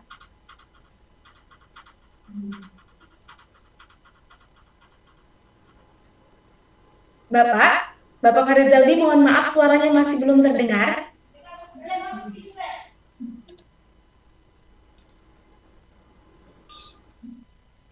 Assalamualaikum warahmatullahi wabarakatuh. Izin bertanya.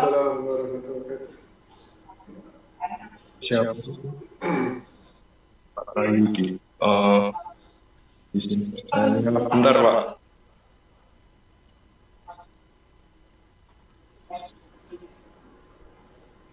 Bagaimana cara meningkatkan keamanan sebuah data yang sangat penting seperti identitas diri?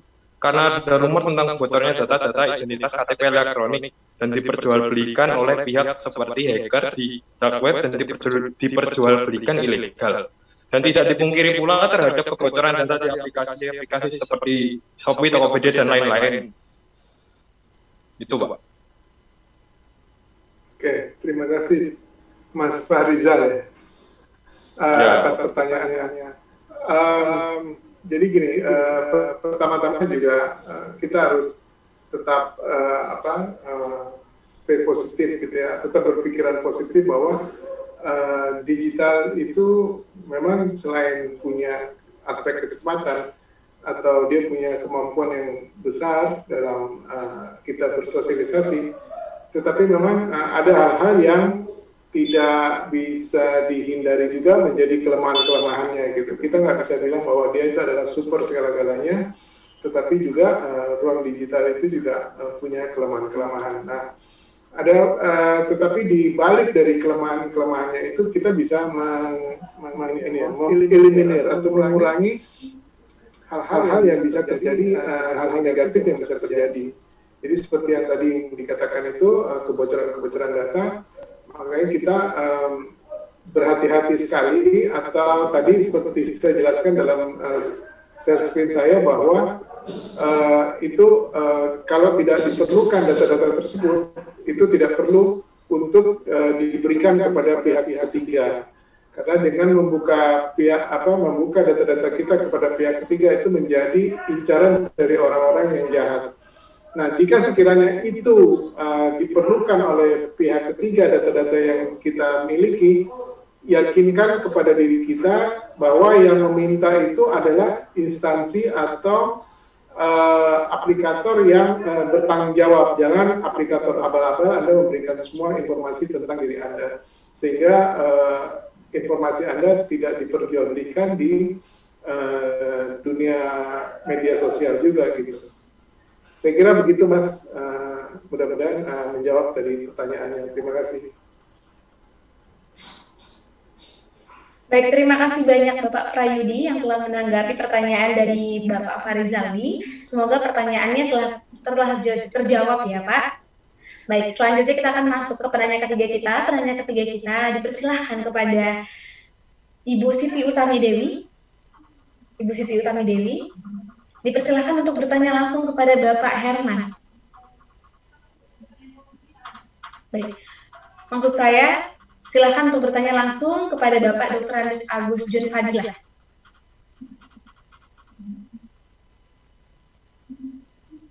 Ibu Siti, mohon bantuan Ibu untuk mengaktifkan kameranya. Baik, karena Ibu Siti sedang tidak bersama dengan kita saat ini, kita akan lanjutkan kepada Bapak Budi Setiawan.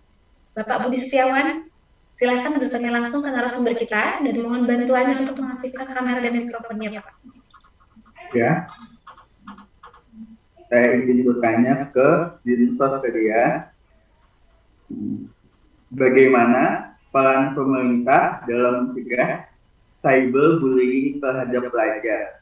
Apa upaya yang dilakukan pemerintah agar masyarakat teredukasi tentang cyberbullying sehingga dapat meminimalisir tindakan kekerasan di media sosial?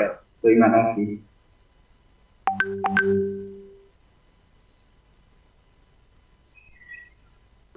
Yap, udah.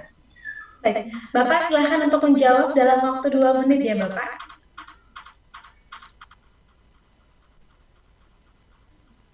Bapak, mohon maaf, suaranya masih belum terdengar. Mungkin boleh dibantu untuk unmute suaranya terlebih dahulu, Pak.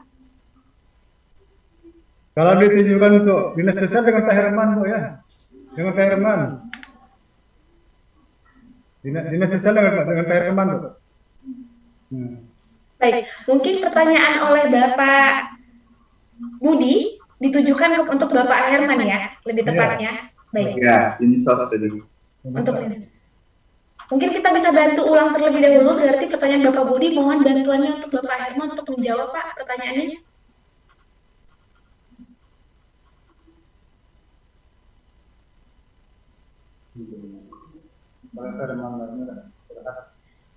Baik. Karena saat ini Bapak Herman sedang tidak bersama dengan kita, karena ada kendala teknis sedikit, nanti kita akan lanjutkan sesi tanya jawabnya.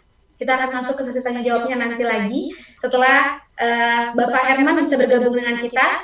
Oleh karena itu kita akan langsung masuk ke penanya selanjutnya.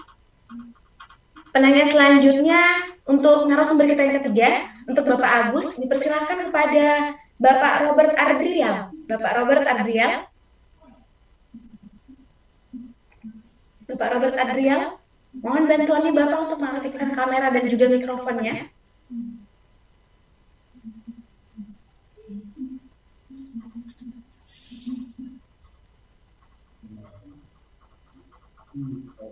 Baik. Kami ulang, mohon maaf kami ulang kembali.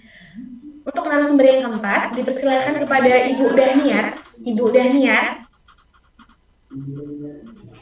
untuk dapat bertanya langsung kepada narasumber kita.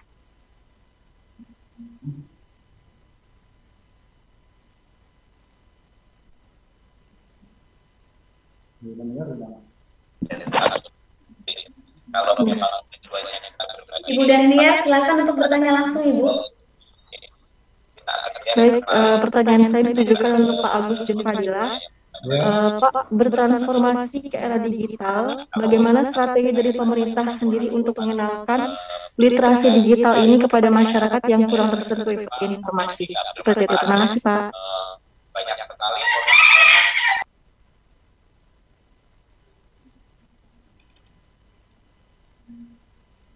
Bapak Agus, silakan dijawab pertanyaannya, Pak, dalam waktu 2 menit.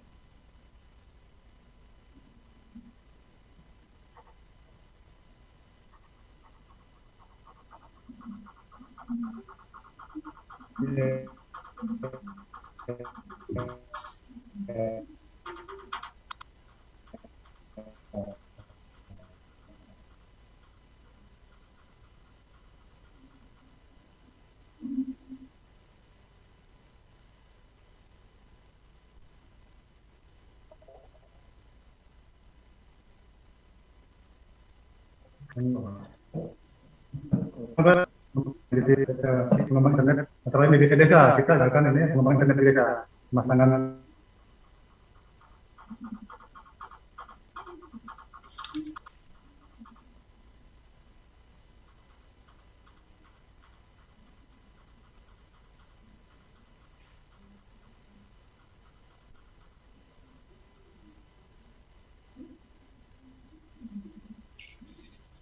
Baik, mungkin karena ada kendala sinyal, kita akan lanjutkan terlebih dahulu pertanyaan dari Mbak Daniar. Kami keep terlebih dahulu ya Mbak, kami simpan terlebih dahulu pertanyaannya untuk nanti akan dijawab kembali jika kami sudah bersama dengan Bapak Agus. Baik, kita akan langsung masuk ke penanya terakhir kita.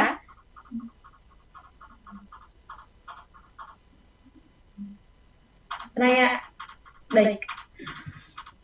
Mohon maaf kami ucapkan terlebih sebelumnya karena saat ini narasumber kita yang terakhir, Bapak Herman, sedang tidak bersama dengan kita. Mungkin karena ada kendala sinyal dan teknis sebelumnya, jadi kami ucapkan mohon maaf.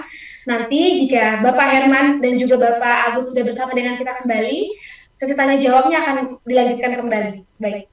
Sebelumnya kami ucapkan terima kasih banyak atas antusias teman-teman, rekan-rekan, Bapak Ibu yang telah menghadiri webinar pada sore hari ini. Karena kita kita akan langsung masuk ke sesi bersama dengan call kita pada sore hari ini.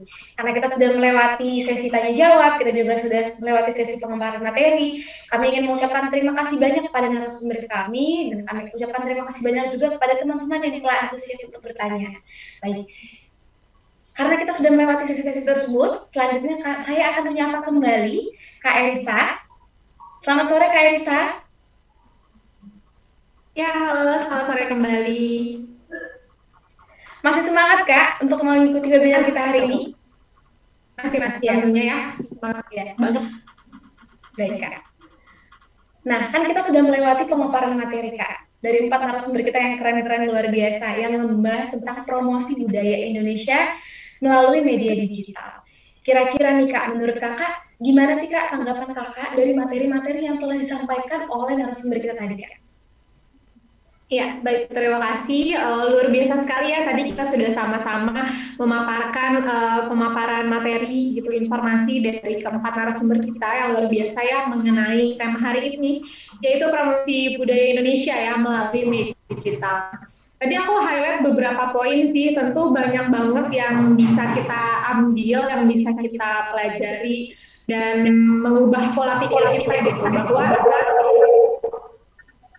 bahwa saat ini setiap dari kita gitu siapapun memiliki kesempatan untuk bisa mempromosikan budaya kita sendiri tentunya melalui media sosial yang kita punya. Jadi kita memanfaatkan media-media tersebut untuk lebih bangga ya, lebih memperkenalkan budaya kita.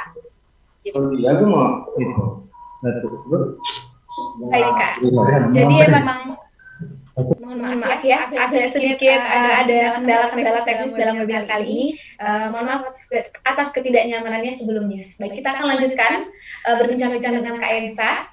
Nah, tadi kan Kak Erisa sudah memberikan tanggapannya nih atas webinar yang telah kita lakukan. Nah, mungkin dari Kak Erisa sendiri nih Kak, sebagai kita nih generasi milenial nih Kak, mungkin bisa Kak Erisa bisa memberikan sedikit saran, masukan atau how to Kak, bagaimana caranya untuk teman-teman di sini bisa mempromosikan budaya Indonesia melalui media sosial, karena kan Kak Erisa ini adalah konten kreator juga nih Kak.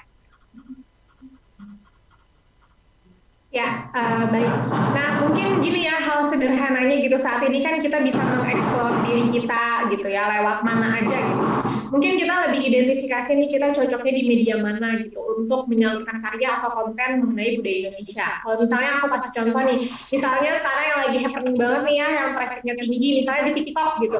Kita bisa kan bikin video-video, konten-konten itu udah banyak banget sebenarnya di TikTok yang kayak misalnya dia tuh transisi atau kayak make up budaya, jadi misalnya pakai sound musik daerah, terus dia pakai baju kebaya gitu, kayak baju daerah gitu kan, jadi kayak melalui singkat dari TikTok kita udah memperkenalkan salah satu budaya. Terus misalnya teman-teman yang suka bikin vlog nih di YouTube misalnya gitu, suka kuliner, itu bisa banget memperkenalkan kuliner kita gitu ya, makanan daerah setempat gitu. Jadi kayak kita mulai memperkenalkan, karena kan misalnya kayak YouTube, TikTok, media sosial apapun sekarang itu kan jangkauannya luas. Jadi dengan platform atau alat sempit itu gitu ya, saat ini kita bisa menjangkau yang lebih luas gitu. Kita bisa memperkenalkan itu melalui media-media yang kita punya gitu. Jadi nggak cuma untuk scroll aja, tapi kita yang menciptakan konten itu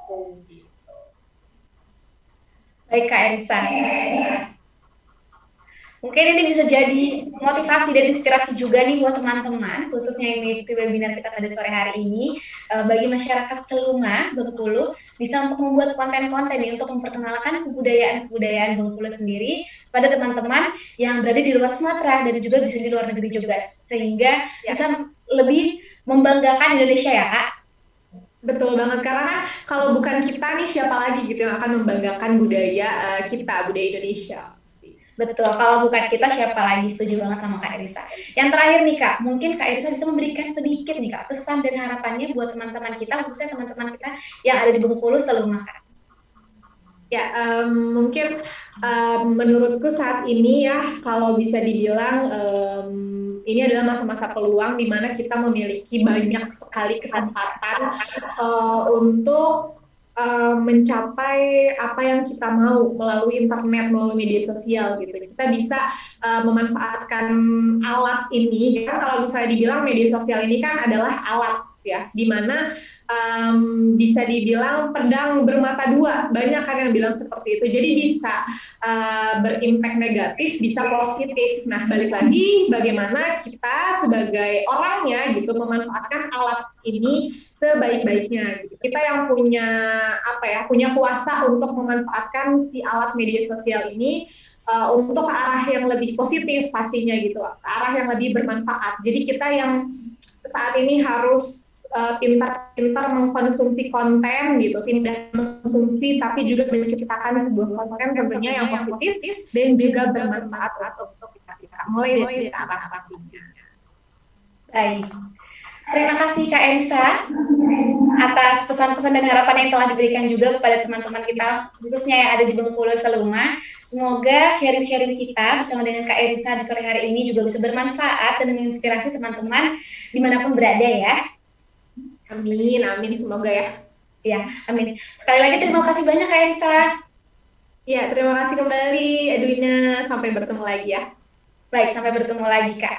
Nah, terima kasih banyak kami ucapkan kepada KOL kita pada hari ini, meskipun di tengah kesibukan ini Kak Erisa masih bisa menyempatkan waktunya untuk juga bisa berbagi dan menyebarkan kebermanfaatan bagi kita semua yang ada di webinar kali ini. Semoga webinar kita pada sore hari ini bisa menginspirasi dan menjadi manfaat dan bisa kita aplikasikan dalam kehidupan kita sehari-hari. Baik, seperti yang telah saya sebutkan tadi di awal sesi webinar, kita akan mengumumkan 6 peserta penanya terpilih yang berhak mendapatkan voucher e-money sebesar Rp100.000. Di awal kita tadi sudah mengumumkan 4 penanya yang tadi sudah bertanya langsung, berkesempatan untuk bertanya langsung kepada narasumber kita. Nah, di sini saya akan mengumumkan 3 peserta webinar, peserta penanya terpilih yang akan mendapatkan voucher e-money sebesar Rp100.000. Untuk itu, bagi teman-teman yang nanti yang akan saya bacakan namanya, mohon bantuannya untuk mengaktifkan kameranya terlebih dahulu ya. Baik. Di sini saya akan bantu sebutkan terlebih dahulu kepada Ibu Putri Dian, kepada Bapak Muhammad Iqbal Bustami, dan yang terakhir kepada Ibu Dita Sari. Yang terakhir Ibu Dita Sari. Kami panggilkan 3 orang terlebih dahulu, 3 penanya terlebih dahulu. Mohon bantuannya Ibu Bapak untuk mengaktifkan kameranya untuk kita bisa berfoto bersama. Sebelumnya saya ucapkan terima kasih, semoga voucher e-money yang kami berikan, Kominfo berikan, bisa bermanfaat bagi kita semua. Mohon bantuannya untuk mengaktifkan kameranya dan memberikan senyum terbaiknya, karena kita akan berfoto bersama. Saya hitung mundur, 3, 2, 1. Sekali lagi, 3, 2, 1. Baik, sebelum selanjutnya, saya akan memanggilkan 3 orang terakhir yang akan berhak mendapatkan voucher e-money. Tidak bosan-bosannya kami mengingatkan kepada teman-teman semua, khususnya masyarakat di Bengkulu Seluma, untuk tetap menjaga protokol kesehatan. Karena kita sama-sama tahu saat ini kondisi pandemi dan kejadian kasus COVID semakin tinggi, maka kontribusi masyarakat penting untuk memutus rantai penularan COVID ini. Untuk itu, tetap menerapkan protokol kesehatan dengan cara mencuci tangan, menjaga jarak, menggunakan masker, menjauhi kerumunan, dan juga mengurangi mobilitas. Dan jangan lupa juga bagi teman-teman yang tadi kami sudah sebutkan namanya, kepada 10 penanya terpilih nantinya untuk menghubungi host kami dan memastikan bahwa voucher e-money dan e-money yang digunakan serta nomor telepon yang dimasukkan sudah terintegrasi dengan GoPay, Dana, Link Aja, maupun juga OVO. Baik, di sini kami akan juga memanggilkan 3 orang terakhir nih teman-teman, 3 orang terakhir yang berhak mendapatkan voucher e-money dari Kominfo. 3 orang terakhir yang beruntung adalah Ibu Indah Sari, Bapak Robert Ardrial, dan juga Ibu Eka Yuniarsi. Kepada nama-nama yang telah saya sebutkan, mohon bantuannya untuk mengaktifkan kameranya. Mohon bantuannya untuk mengaktifkan kameranya, agar kita bisa berfoto bersama. Baik. Saya hitung mundur ya.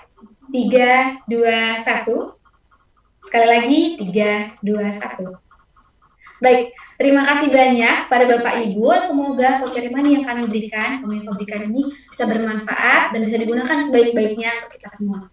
Baik, selamat sekali lagi. Tidak terasa kita sudah berbincang-bincang cukup lama. Dan karena kita sudah berada di akhir sesi dan keterbatasan waktu, maka kita harus menyudahi webinar kita pada sore hari ini. Sekali lagi kami ucapkan terima kasih kepada Ibu Siti dan Ibu Soti Hotija, Bapak Prayudi, Bapak Agus, Bapak Herman, dan Kak Elisa Fadila yang telah memberikan banyak informasi. Semoga bermanfaat dan juga bisa kita aplikasikan dalam kehidupan kita sehari-hari. Tidak lupa juga kami ucapkan terima kasih banyak kepada seluruh peserta webinar yang telah hadir dan meluangkan waktunya di sore hari ini untuk mengikuti webinar ini. Semoga webinar literasi digital tahun 2021 ini membuat kita semua dimanapun berada semakin melek akan literasi digital. Baik, sebelum kita menutup webinar kita pada sore hari ini, alangkah baiknya jika kita menutup webinar ini dengan berdoa. Berdoa dipersilakan.